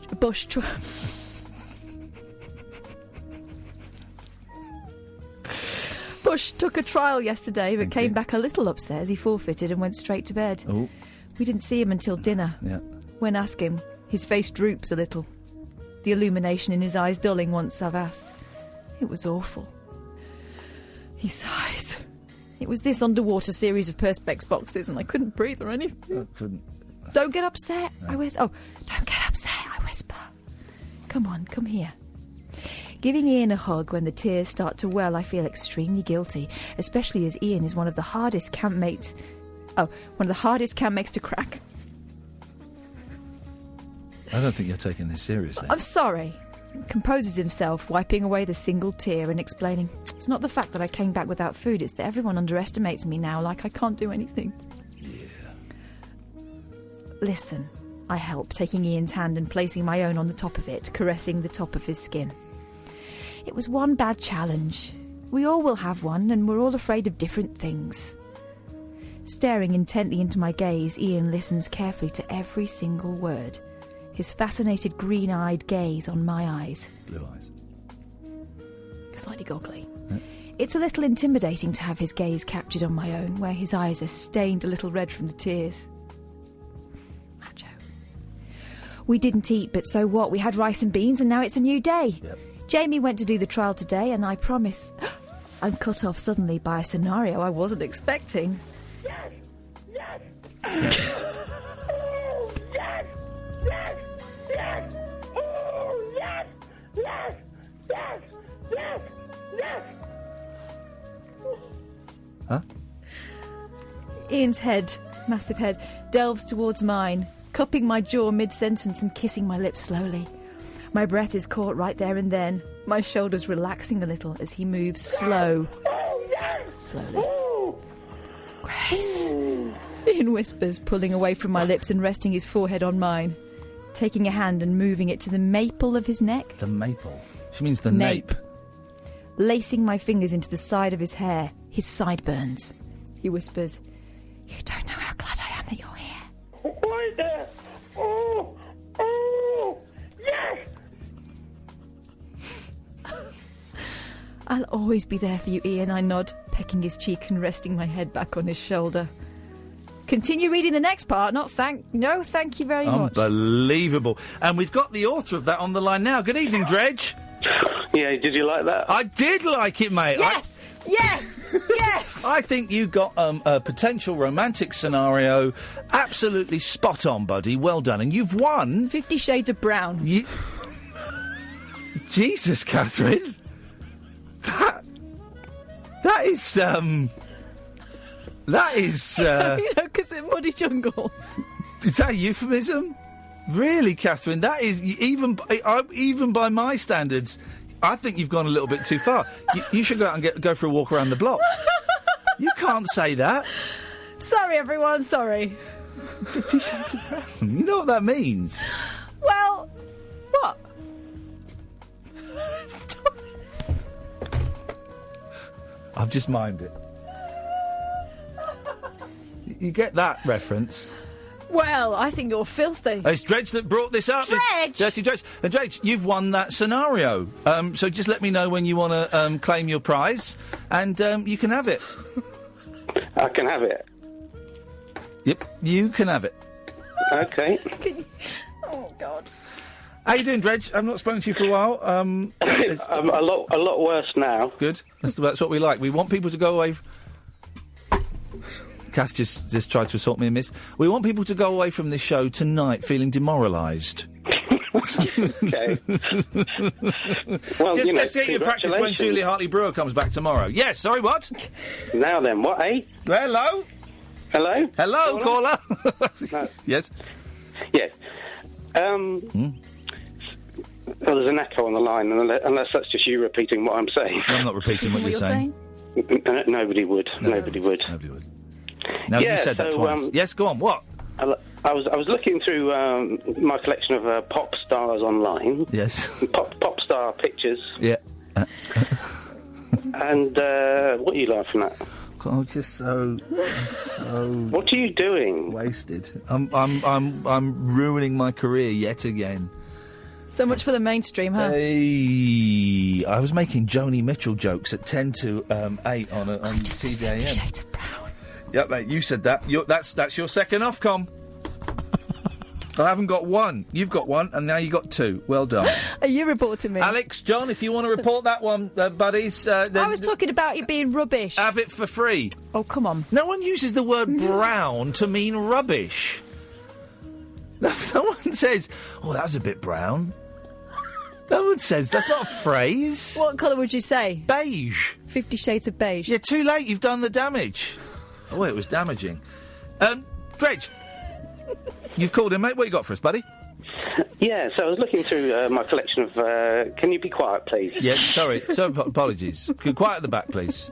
Dredge, I want to be reminded of what Dredge's collection actually is. Oh. Is it ants? Is it B, online pop stars? Or is it C, brown?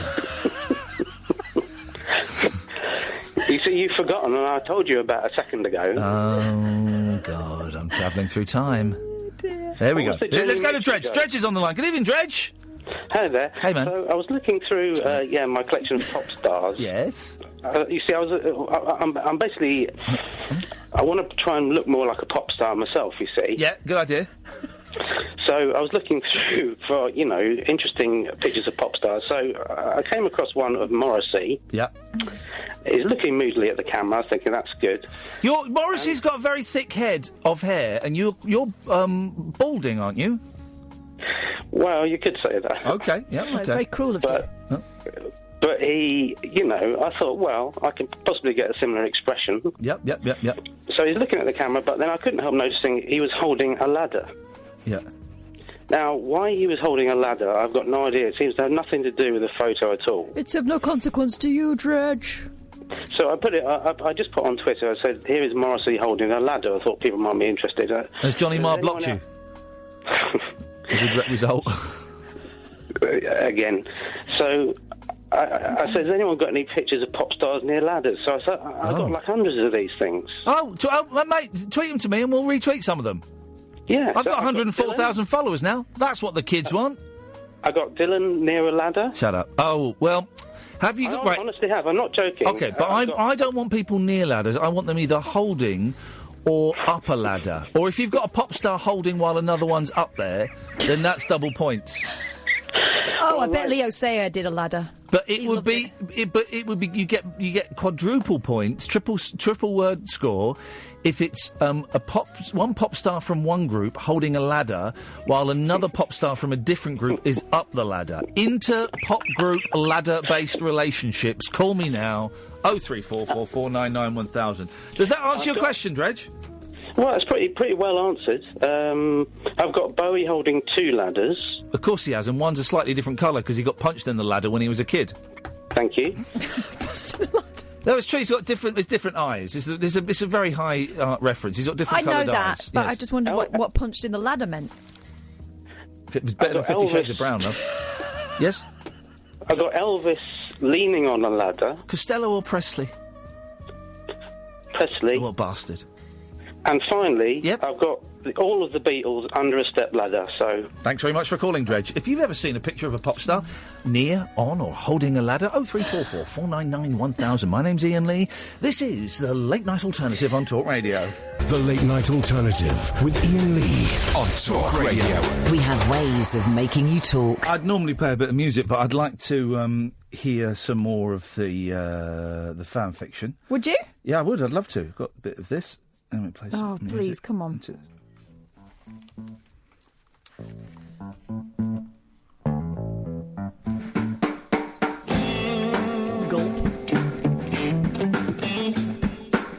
Hang on, I've got to find it. Oh, okay. Don't get started yet. I'll warm up. You join in when you're ready. I've had communications from various people on Twitter saying, "Please make this stop." My sister. Yeah. Well, if she's listening, she's a pervert. Well, okay. She needs to accept the fact that her brother is a sexual being. Wow. Apparently. Is that what you're going to say? No, it is desired by the lost and the lonely. God. You got it? No, okay. I'm still lost. Okay, well, while you're waiting, let's speak to Bruce. Evening, Bruce. Hi, Lee. How are you? Okay, thank you, surname man. Happy New Year. I think we're now the 3rd of January. I think we can... I was going to say, when do you stop saying Happy New Year? Now. Okay. Stopped.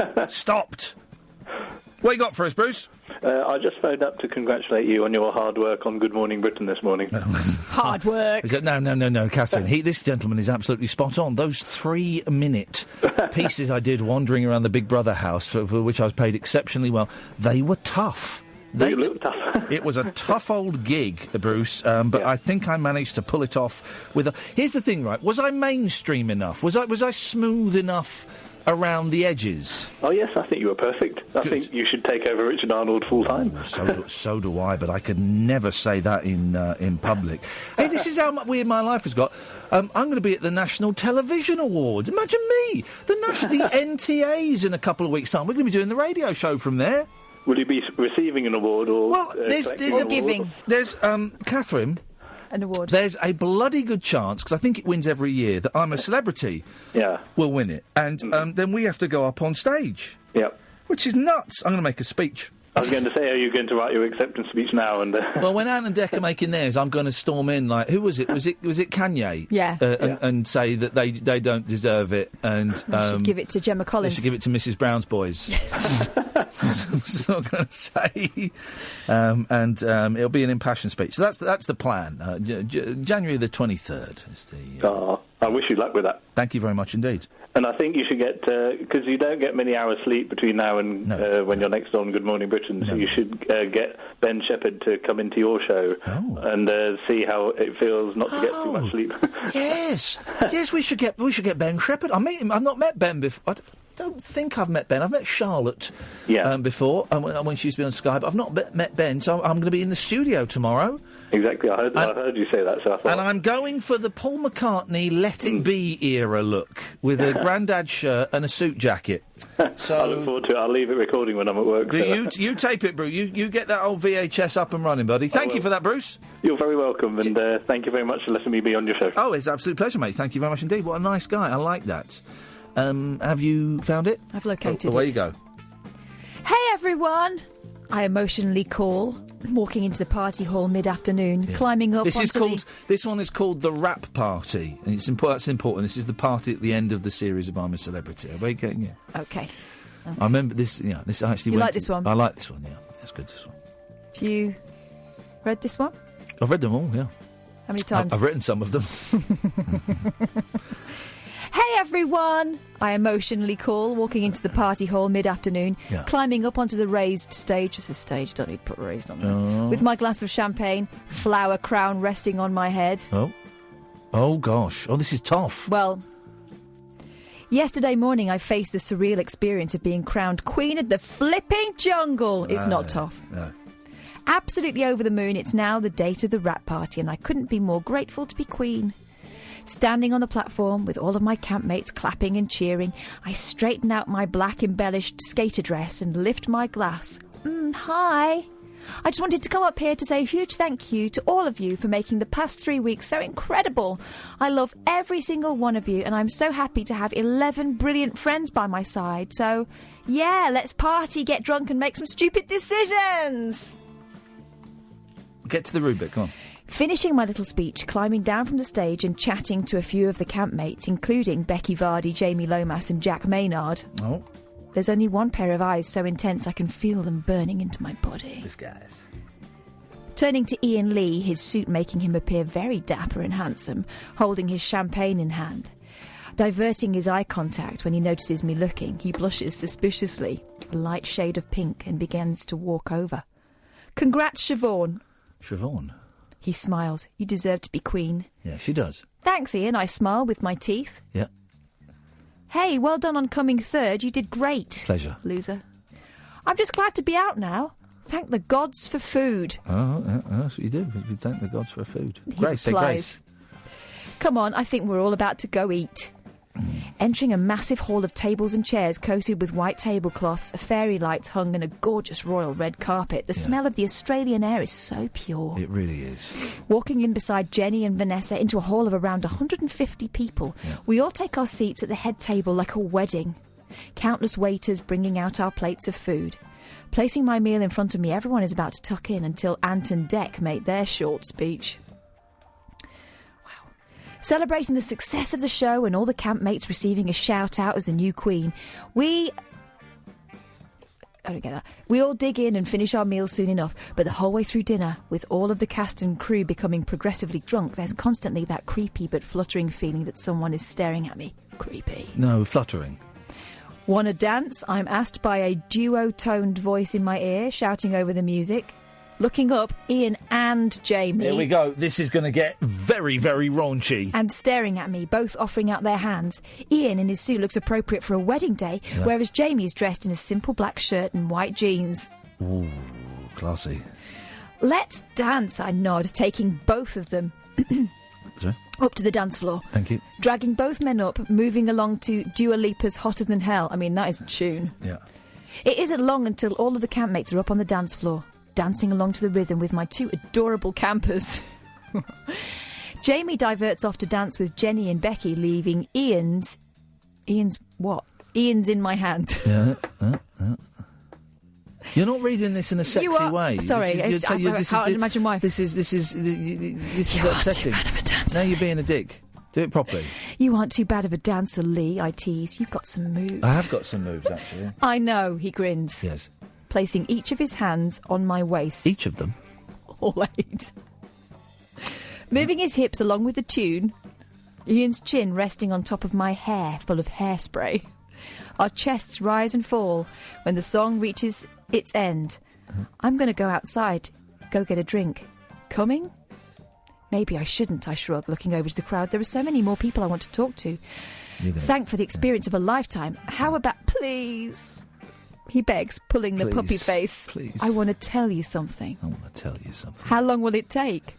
20 seconds. Well, 20 seconds, apparently. Yeah, been in the jungle for 3 long weeks. Time. Yep. OK, I smile. Come on. Not having a clue what to expect. Yes. This is a long one. That's not part of the story. OK.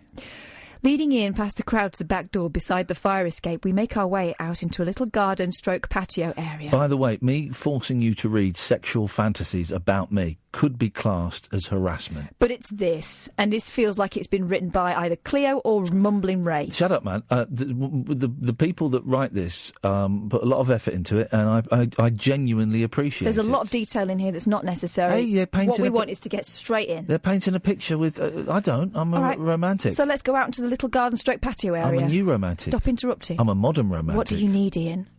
Leaning up against the wall of the building, Iain stares out onto the grass plain, not answering my question, but just caught in his own world, when staring up at the glistening black sky with silver specks. Iain, what is it you wanted to... Suddenly being caught in Ian's grip when he turns and comes towards me in one movement. Ian's hands are on my bare skin. Ian's lips crash into mine. My heart leaps into my chest, beating so hard I'm more than certain he can hear it. Siobhan, he whispers through the smell and taste of beer. She's been drinking beer. Pulling away, but still keeping me in his hold. I'm so sorry. Letting out a small chuckle, he smirks with a hint of confusion. Why are you smiling? He asks, tightening his grip, only inches between us. No. Kissing him back, to Ian's surprise, my hands lace into the back of his hair, one stroking down his arm. Iain tugs my small frame into his chest, kissing ever so lightly, trying to be cautious, diverting for air. Oh. His face moves only centimetres away, still keeping his eyes shut. Do you mean that? He whispers, so close I can feel his breath on my burning red cheeks. Yep. You like me? Yes, I nod, pecking his lips again, and yes. Good, Iain mumbles. Yeah. Good.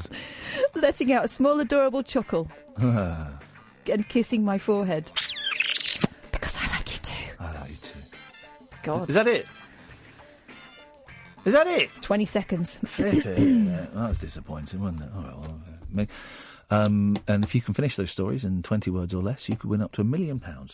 Let's go to Robert Caddick. Good evening, Robert.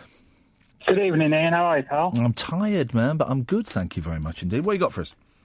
Cool. It's just basically saying thank you to you, because I haven't spoken to you since you've been in I'm a Celebrity and way before that, just for the inspiration you gave me when you was on I'm a Celebrity. Oh, what inspiration did I give you? To turn off ITV and go and do something less boring instead? No, I'm talking about mental health, because I used to suffer from anxiety and depression. Yeah.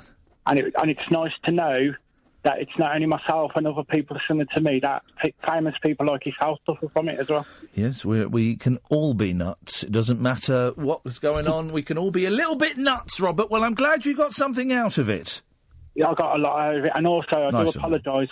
I'm one of the people that did vote for you to do the Rocket Challenge, so I do apologise. Absolutely. Well, listen, you know what? I'm glad you did, because to get the trials and the challenges, meant a break in what was a really, really boring day. And I'm glad I did it because it looked cool. See, that's the one I've watched more than once. I've watched that one about half a dozen times because it looks cool, man.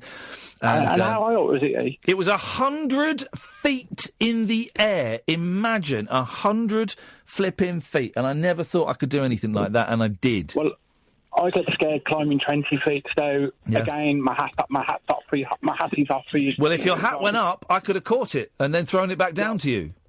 Well, thank you very much. Well, I'm in Blackpool, so you probably would have caught it anyway. Exactly. Well, Robert, listen, nice to hear from you, man, and thank you for your kind words. And I know you said it's not appropriate, but Happy New Year as well, by the way. Oh, for goodness sakes, I'm cutting that guy off. We've done the Happy New Year. You might as well just say Merry Christmas. You know, it's pointless. We're done. It's January the 3rd. Let's move on. Let's get on with it. Let's do it. Let's do this thing. Let's do Brexit. We're doing it. Let's do lunch. Let's do Brexit. That's my motto for 2017 and 2018, which is what the year we're in. Let's do lunch. Let's do Brexit. Let's do it. Let's do lunch. It's the three let's. Let's do lunch. Let's do Brexit. Let's do it. Let's dance. It's the four let's do it. Let's dance. By David Bowie. Mr. Albas. Hello. Yes. Happy 3rd of January. Don't be a dick. I've just come back from Star Wars, and I just wanted to ask you a question, if that's okay. Have you seen it? Yes, thought it was rubbish. I found it very lowbrow. Too long. All the joy had been sucked out of it, and God knows why they turned Luke Skywalker into like a modern day Stan Laurel. Grumpy man. Not what Luke Skywalker was about, in my opinion. No, not at all. He was like doing little comedy scenes. He was doing sketches with Muppets. It was terrible. I bet I know a scene that you enjoyed in it, though. Let me think. The scenes I enjoyed in it. When Kylo Ren had his man nipples out. I don't remember that. We might have gone to the toilet during that bit, because I had to go to the toilet twice, because I've got young children with me. So I miss Kylo. I think Kylo Ren is a great actor. Yeah. He was really good in Logan Lucky or whatever it is. Really good actor. Mm-hmm. But he's too moly. He's very, very moly, and that puts me off. I'm not a fan of excessive molage. I'm not. I'm not even. This isn't even me doing a thing now. You're a molist. I don't like excessive moles on the body. It's fine because you generally don't see them. On the face, you can get those surgically removed, and there is a potential for them to turn, septic. Not septic. Are there any? Don't want to say cancer. Are there any other famous moles out there in the world on people's famous faces? Who else is moly? Cindy Crawford, Enrique Iglesias. Oh, yeah. He had his off though, didn't he? No, well, apparently so. No, Cindy Crawford's only got one. One is not excessive. Oh, right. No, one is the most famous mole. No, but Kylo Ren's got like 50. It looks like a map of the Maldives on his face. Kaufman was quite moly. He was quite moly. And there was one actress who had the biggest nose I've ever seen in my life. In it, I couldn't believe it. I like a big nose. She did have. I know exactly who you mean. She did have a very. It was not only big. It was angular. It was unreal. I'm glad I wasn't seeing the movie in 3D. Thank you very much. I'm here all week. Unfortunately for some. Can I just ask you a quick question, if that's okay? Yeah. What's more lowbrow? You're obsessed with this, buddy. You're obsessed with it. You need to let it go, mate. Got to let it go, man. Listen, Kingsman, or I'm a Celebrity. Kingsman, obviously. I can't let it go, man. You got to let it go. You got. Listen, if you're going to phone me up in 6 months' time and bring up the lowbrow thing, then I suggest you need medical help. Got to let it go, man. I'm a Celebrity's highbrow. Oh, it's not highbrow. Of course it's as highbrow. low as you can go. What are you talking about?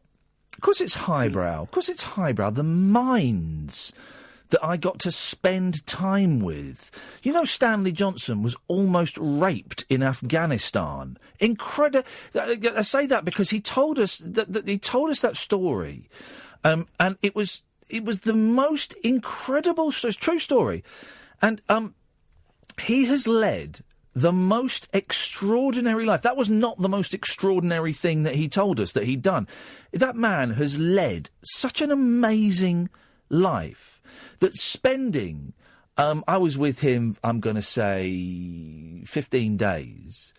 How could only a lowbrow Neanderthal could consider being in the company of that gentleman lowbrow. God, it was the highest brow meeting I've ever been in, extended meeting I've ever been involved in. What are you talking about, lowbrow?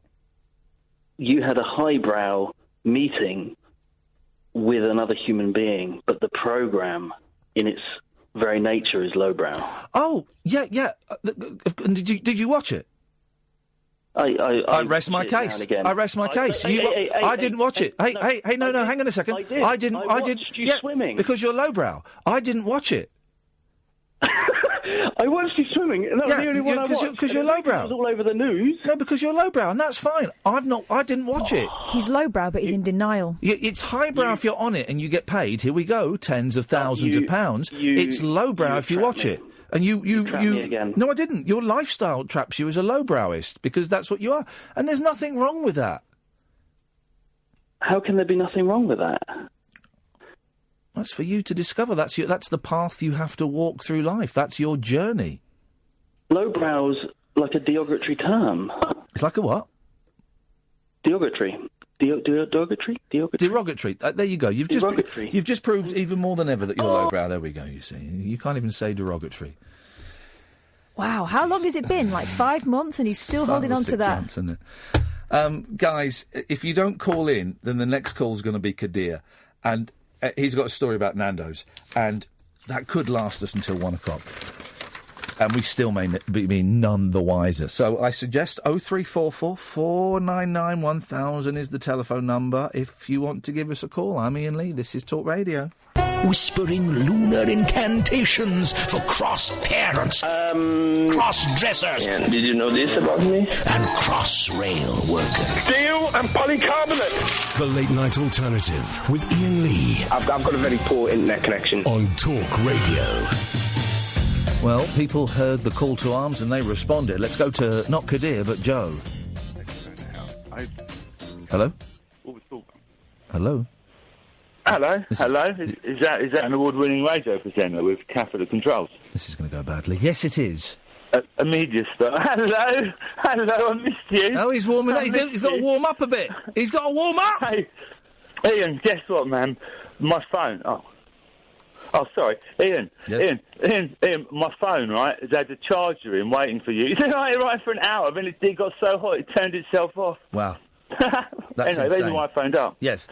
What was that disease you were talking about earlier, the one related to that charity? I've got a story about that. Well, not altruism. Sounds like altruism. OK, maybe not. Let's go to Tony. Good evening, Tony. Hi, good evening, Iain. Just trying to save you from Kadir. Thank you very much indeed, Tony. It is appreciated. Famous people with bowls on the face. Yeah, go on. Richard Thomas, John Boy from the Waltons. Oh, he's got a huge old one, hasn't he? It's a strange thing because they're so easily removed with just a Stanley knife and some TCP. Can you get TCP anymore? Yeah. I used to dab that on my spots and would stink of TCP. Imagine that. Well, going to school stinking of TCP. Mm. Oh dear, dark days. John Boy Walton. I just can't think of any more now. Oh Christ! Christ! He may have had some. We just don't know. We need to. Fred Savage. Does Adrian Mole count? No. Sorry. He's talking about you, absolute prune. Fred Savage from the Wonder Years had one. Yeah, but here's the thing: one doesn't count. It's got to be multiples, and one is. You could ignore one. You could overlook one. I can overlook one. I mean, John Boy Walton's, okay, no. But, I don't, it's got to be... Kylo Ren's got loads of them. Absolutely loads of them. I just can't think of any more. I had a couple there waiting on the phone. It's gone now. Tony, I'm going to have to cut you off then. Cheers, thanks for that. We get one step closer to Kadir. Good evening, Kyle. Evening, Katherine. Hello, Kyle. Hello. Well, the funny thing, it's not what I was reading about, but me nan, I think I might have told you this before, me nan used to put a capful of Dettol in the bath and also wash my hair with Vosine. Oh. Vosine was a shampoo. I was still using Vosine when I went to college. Vosine was a shampoo in the teardrop bottle. Mm. Yeah, well, it was, yeah, and you had to twist the cap and then twist it. But I was the most medicated kid at school, so nobody came near me. Dettol in the bath, yeah, that's... What? A cup full of Dettol? How mucky were you? Why do you have to... No, that's proper clean, that is. That is a great clean. I bet he was never ill. Milton they used to put in my bath. Milton? Yeah, who was he? No, it was the thing, yeah, bit of that. Yes. Matey. All right, fella. No, we weren't allowed, matey. That was too expensive. But here's the thing that annoys me about my children, one of many things, right? I'll buy them some matey, and they will... 2 days later, I'll give them a bath, because I don't give them a bath. I don't give them a bath every day, because I'm busy. My wife, I'll go, where's the matey? We used it. Yeah, poured out. I bought it 2 days ago. The flipping heck. Yeah, but it's that colour change, matey, isn't it? So I bought that, and that was a right con. And you'll think I'm a right idiot, as you do anyway. Well, but yeah, I do. So, no, I admit it. But I put it in, and it turned the bathwater one colour. Like, you went from like blue to orange. But I remember thinking, perhaps it changes different colours while you're in the bath. Hang on a minute, I've not even... So it changes the colour of the water? Yeah. Like Cocoa Pops? Look, yeah. My wife had her car broken into last night, right, and it was parked on the driveway. And we've got video... I've seen video footage of the hoodlums that done it, right? And we initially thought... Because I'm not there that often. We initially thought that she'd left the car unlocked, because she's done that before, and they've gone through and nicked stuff, right? And they nicked the boys' 3DS, and there was a DS in there. But they left silly sausage, which just goes to show these junkies these days have got no idea, because when you're off your face, playing silly sausage is going to be a lot of fun. So they nicked all that stuff, right? But but then I've seen the video footage, because we've got like one of those doorbells where if someone comes up to the house, it activates and it records it, right? And I don't think the door of the car was unlocked, because the guy kind of goes up to the driver's door, and he's like rummaging. He's like tickling it. It's like he's tickling it or something. And for a couple of minutes, and then the door obviously unlocks. Right? He hasn't broken anything, because the door is fine, and my wife can still lock it. But so, is it possible, Kyle, and I speak to you because I imagine, I don't know this for sure, and apologies if I've got this wrong, but I imagine you do hang out with criminals. It's your lifestyle. Is it possible that you can make a little fob or a little computer thing that you can rub on a car? Don't laugh. I think you can, because it's all done with computers now, isn't it? It's not like a door lock, it's computers. Is there like a little chip, like a microchip box you can get that you rub up and down a car door and it opens the car door? It's a Kia. Well, surely it's like an RFID. I mean, obviously I don't know. What? Surely it's some sort of RFID device. Hang on a second. He's gone from I don't know to mentioning an RFID device. And by the way, does the D in RFID stand for device? Because if it does, I'm going to batter you. Yes, it stands for device. Right, so you've just said RFI device. Do you know how dumb that makes us all sound? Well, I was just trying to help you out, you know. I'm going to march you to the bank, and you're going to give me your PIN number. Now... so it's what's an RFI device, or as I like to call them, an RFID?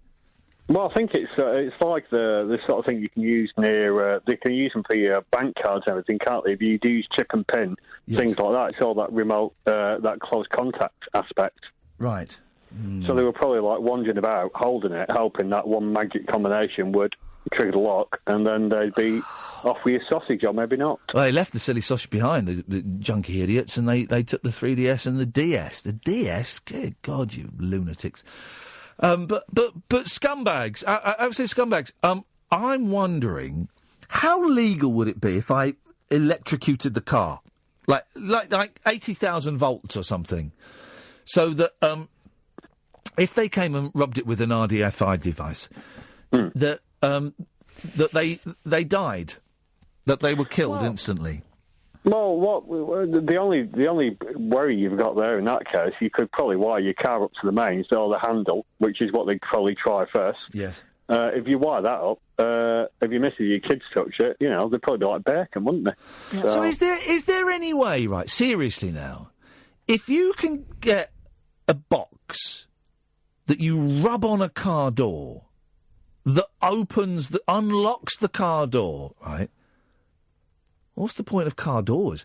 So is there can you then buy a stronger device that you put in the car that negates this the premier the criminal's device? What can I do to beat it? There must be a way of making it stronger. Well, personally, I would drive around with like a mini moke and have no doors in it and have nothing on display, so I can go in, see there's nothing worth nicking, and then nick off. 5 o'clock in the morning they did this. You've got to respect them for getting up early. Or not going to bed. Well, you've got to respect that. It makes me wonder why the hoodlums in Manchester decided to smash my back window in. If they could have just... They did what? Smash my back window in. Okay, right, yes, yeah. Rather than... I mean, I wish they'd have used some sort of device, because all I had was an empty bag for life. Oh, and the really expensive equipment in the boot. But I wish they'd just done less damage. It is... But this is like the second or third time. I think the first time she'd had left the door and the car doors unlocked. Got to stop leaving things on display. Yeah, well, yeah, I know, and I've told her to clear everything out of the car. But I think this is maybe the second time that someone's done it with the box. And they went all up the street. All up the street, because she spoke to a neighbour. They've done a few, have they? Lives round the corner, past two cul-de-sacs, on the second cul-de-sac.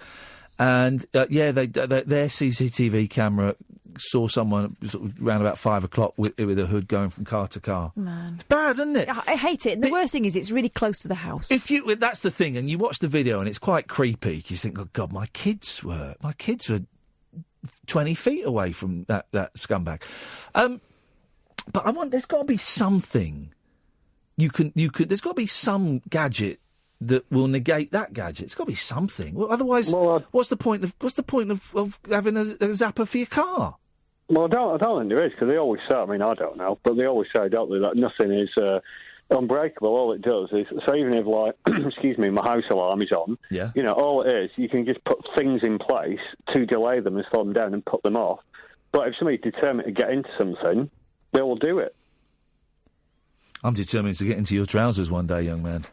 Well, beautifully put, sir. Thank you. And I've got an RFID device that I'm going to rub up and down. Okay, that'll do. Okay. I mean, really. Did we get to your point, Carl?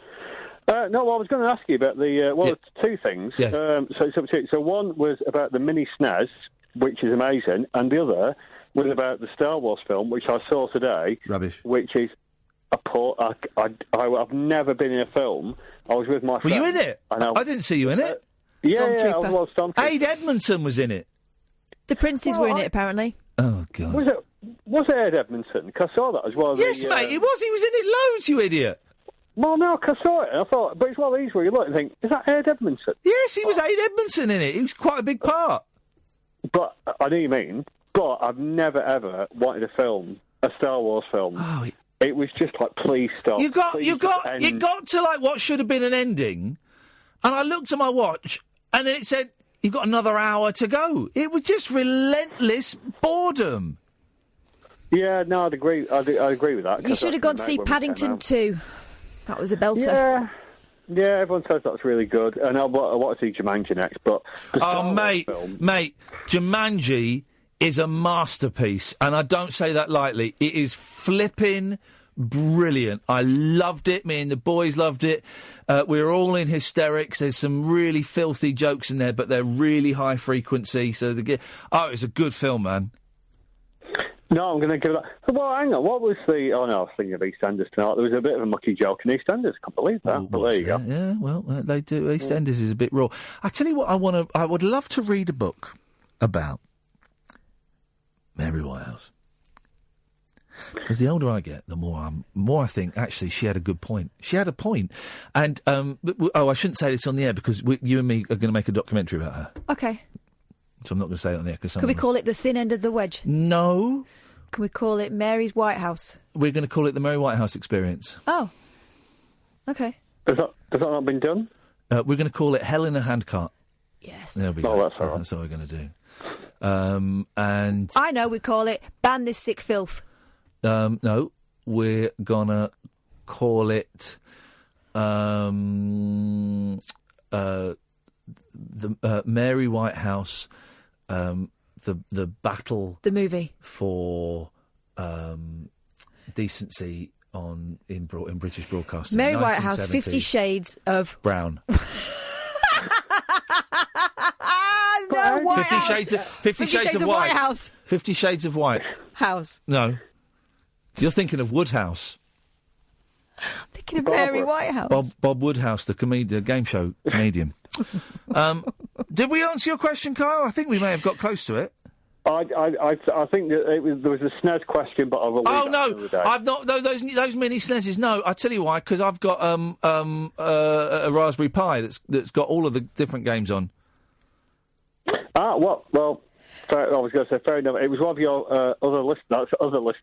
It was one of your listeners who kindly had a spare one. Who sold it to me. Oh. It's Rob Burnett, if I may name him, and it's amazing. It's just a great. I've just literally. I spent since Christmas Day hammering Donkey Kong Country. I'm going to cut him off. What a dirty. What is this going Mary on? Whitehouse was right. I think she was. As I get older. Hammering Donkey Kong since Christmas. Donkey Kong Country. Kadir. Oh, I was worried there because partway through another caller, I got transferred to talk sport for some reason. Yep. Okay. I wonder how that happened. Anyway. I heard what you said on the Periscope, though, but no hard feelings. I don't have a story about Nando's. About that guy chatting about RFID, yes. It doesn't actually mean device. It means identification because, Well, hang on a minute. Yeah. Identification is just I. RFID, it's a radio frequency identification. Right, well then it should be... then it should be RSI, because identification is just I. But then that can be confused with repetitive strain injury. Well, that's not my problem. That's like the people that call mainstream media MSM. Incorrect. It's MM. Mainstream is one word. Media, MM. It's RSI. I suppose, but there's no device involved because... well, then let's just drop the D. I suppose RFI and RF... Hang on a minute. What do you mean there's no device? What is it? Is it a physical thing? It is, Ian. That's a device. Yeah, but it's not. It's not a device in the conventional method. You can't use it. Hang on a minute. What is a conventional? Hang on a minute. What is a conventional device?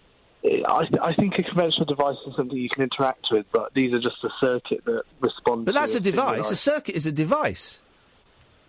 I suppose it is, Ian, but just I didn't make up the acronym, so. Well, we're going to need to find out who did. I'll look him up for tomorrow. And right. Have him. Yeah. But what I called in for... Hang on a minute. RSID doesn't even stand for that. What did you think it stands for? Radio frequency identification. Incorrect. Oh, no, hang on, that's something else. It says Rapid Stain Identification Series. Stain? Stain. RSID device. RFID, I'm saying... RSID, that's what I'm saying. Romeo F, whatever F is. Oh, right, F. Foxtrot. All right, you should have said that. Romeo, Foxtrot, India. Let's do it. Let's do it. Okay, we're going to go around. We're going to play alphabet poker. Okay. Alpha. Bravo. No, shut up. It was Catherine's turn. Bravo. Sorry. Charlie. Delta. Echo. Foxtrot. Golf. Hotel. Ooh. India. No, it's Indigo. Isn't it? India. All right, let him have that.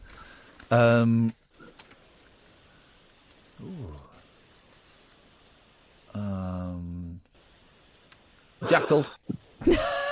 Ooh. Jacksonville. What is it? Hang on. I'm gonna let me do a number plate. So it's A for Alpha, B for Bravo, J for Jaguar. No, J for Jonesin, Gillette. J for... I'm out. I don't know what the J is for. Don't Google it! I'm not Googling it! Flipping it. Your fingers were touching it up. I don't know what it is. Does anyone here... Do you know what it is, Kadir? Juliet. Juliet Bravo. Juliet Bravo. Right, I'm out. Go on, Kath. Romeo. I'm out. Kilo. Lima. What? Mama. Mountain. No. Mogadishu.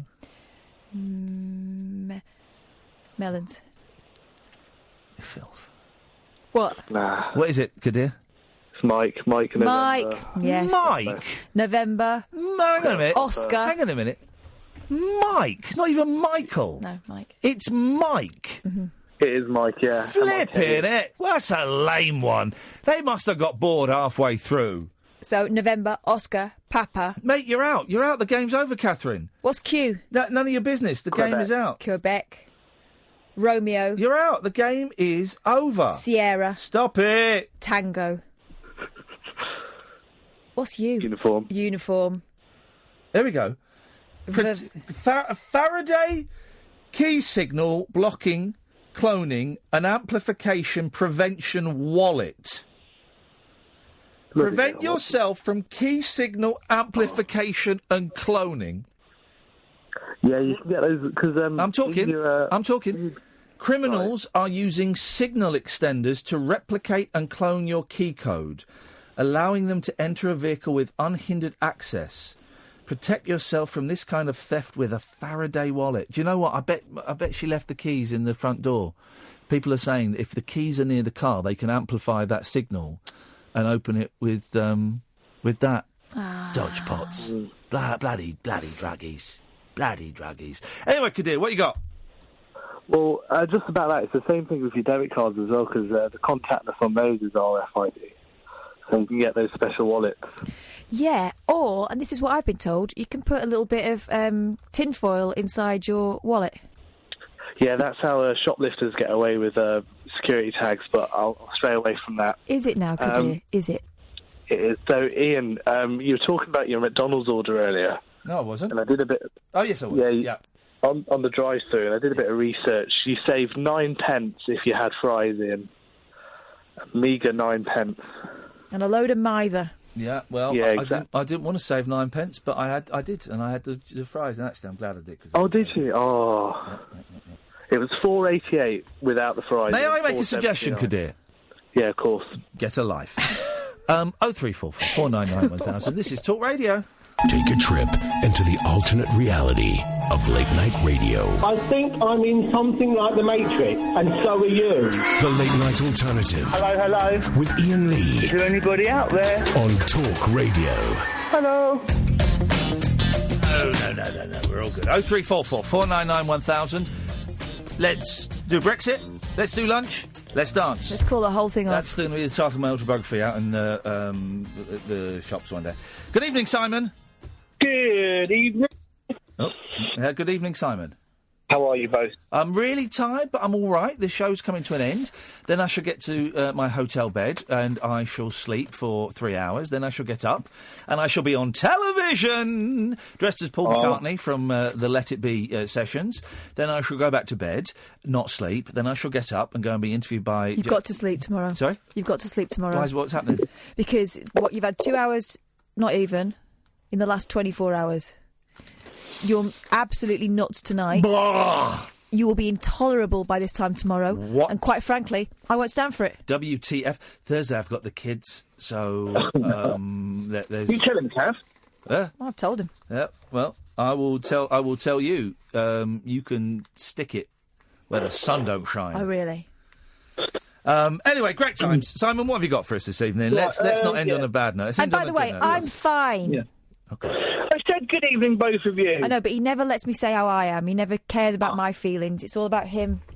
Anyway, carry on. Can I say something to you, Kath, right? How many different languages can you speak? Ooh, I can speak... Oh, sorry, you shouldn't go. Well, French and Spanish is what I studied at university. I speak a tiny bit of Portuguese. Well, I can read Portuguese. He didn't ask how many can you read. All right, well, French and Spanish... Can you speak? Yeah, and English, so that's 3. Well, I okay, I just can wanted speak to say, 4. because I don't want you to take this the wrong way, but as I like when to I say, heard you speaking a foreign language, you sound hot. What the? Hey. You sound absolutely... I could listen to you all night speaking French or Spanish. Well, anyway... For the right price, yes, you could. And what a great way to celebrate 100 years of women having the vote by demeaning them and turning them into voice sex boxes. Sorry, I thought I'd call Talk Radio. So luckily your phone is crap. Otherwise, I would have been able to hear your pathetic insults. You tiny man. You really are vicious tonight. Simon is being vicious tonight. You're absolutely right. I will not stand for it. I'm horrible. Well, a couple of things. First of all, you know what you said about McDonald's and what Kadir mentioned about? Oh, yeah. Hello? Yes, mate. Sorry, yeah. Okay. Same thing happens. I'm quite a big guy, and I'm constantly struggling with my weight. And I do like to partake in your chocolate bar here and there. Yeah. There's nothing more annoying when you go into a shop and you pick up a Mars bar and you put it on the counter, and they say, "Oh no, if you go over there, you can get a multi-pack of 5 for £1." Yeah. I'm like, I don't want a multi-pack of 5, and they're like, "Well, this is £1.20." Yeah, they do. Yeah, they do. They do that, and they're blown. Their minds are blown when you say, "Yeah, but I don't want to save money and have more. This is what I want. This is what I want." If I buy 5, I'm going to eat 5. Yep. Oh yeah, and they won't even touch the sides. And you think, well, I tell you, I'll have 2. I'll save the other 3. And you had 2, and you think, oh, I'm still a bit peckish. I could do a third one. And then you go, I've had 3. I might as well finish the last 2. There's no point. There's no point in keeping them hanging around here. It's not right, really, because especially for like kids as well, they shouldn't have that. Here we go. What are the shops that are the worst for hassling you at the counter? I would say Smith's. All right, hang on a minute. Yeah, why would you say Co-op? Because most of the local shops in my sort of manor are co-ops, co-op locals, and they all seem to be particularly. If I worked in a shop and someone said to me, right, when you get to someone buying a Mars bar, you must offer them this alternative. I can't be bothered with all that. I'll be like, yeah, whatever. You said Smith's. I was going to say Smith's. Yeah, go on. because it's always like a massive bar of chocolate or something. You might only be in there buying a magazine. Do you want a bar of chocolate for £1? No. Yeah, do you want some biscuits? Oh. Yeah. Smith's right. I like it because I like the magazine section. I like to peruse the magazines. But let's be honest, they're a bloody mess, them shops, aren't they, Smiths? A real mess. And I always prefer to go to the counter. Even though you've got the automatic tills, there'll always be someone behind the counter. And they're always so surprised that that a human being wants to be served by a human being and not by a robot. They're always so surprised. Oh, yeah. Another one that's bad for it is Boots. The amount of paper you walk away with from the till at Boots. There's and they give me vouchers for perfume and face cream and stuff. Yeah. And I go, I don't want the vouchers. And they're like, they don't know what to do. No. It's like a massive insult, isn't it? Yeah. You might as well just done a dump on the counter. I don't think I've ever, and I do use perfume and face creams. I don't think I've ever used any of those vouchers. They just stay in the bag until the bag gets binned. Yep. I mean, I go in there and I buy vouchers for Sorry? things online. Yes. And what I need is a piece of paper with a code on it. Literally can't hear a word he's saying. Can you hear what he's saying? Piece of paper with a code on it. Okay, fine. Yeah. All right. Better still, this day and age, they could quite easily adapt the technology to send it straight to my phone. But I get probably about 8 different bits of paper come out of that machine. And you just think, well, why? Anyway, there you go. I do wonder why too. Thank you, Simon. Thank you. Peace and love. Peace and love. Oh, I was going to end on that other good Bob Dylan song, but I don't think we've got time now. I think it goes on for too long. Idiot Wind. That wasn't it. No, it's too long. Blind Willie What's It, wasn't it? Blind Willie What's It, but it's too long. It's a good song as well. So we've come to the end of the show. We have 4 minutes or thence about to go. I wonder if I can find a song that's going to be that would. Oh, we go. Play this, can't we? You know this one? Yes. Go on. What is it? With love to bind us. No. Nothing. Love to bind us. I don't know. No. Nothing can divide us. Oh. You got it? Yep. The Harder I Try? By? Brother Beyond. Correct band, wrong song. Oh.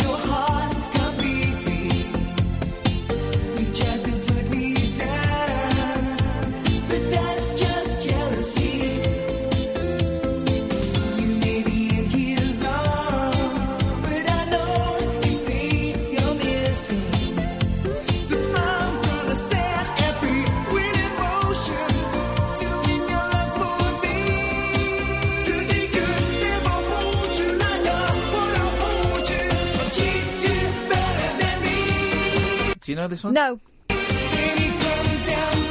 Oh, no competition. There we go. Well done. That took you 56 seconds. That was slightly before my era of being aware of them. I'm way younger than you. Well, there you way younger. What happened to those guys?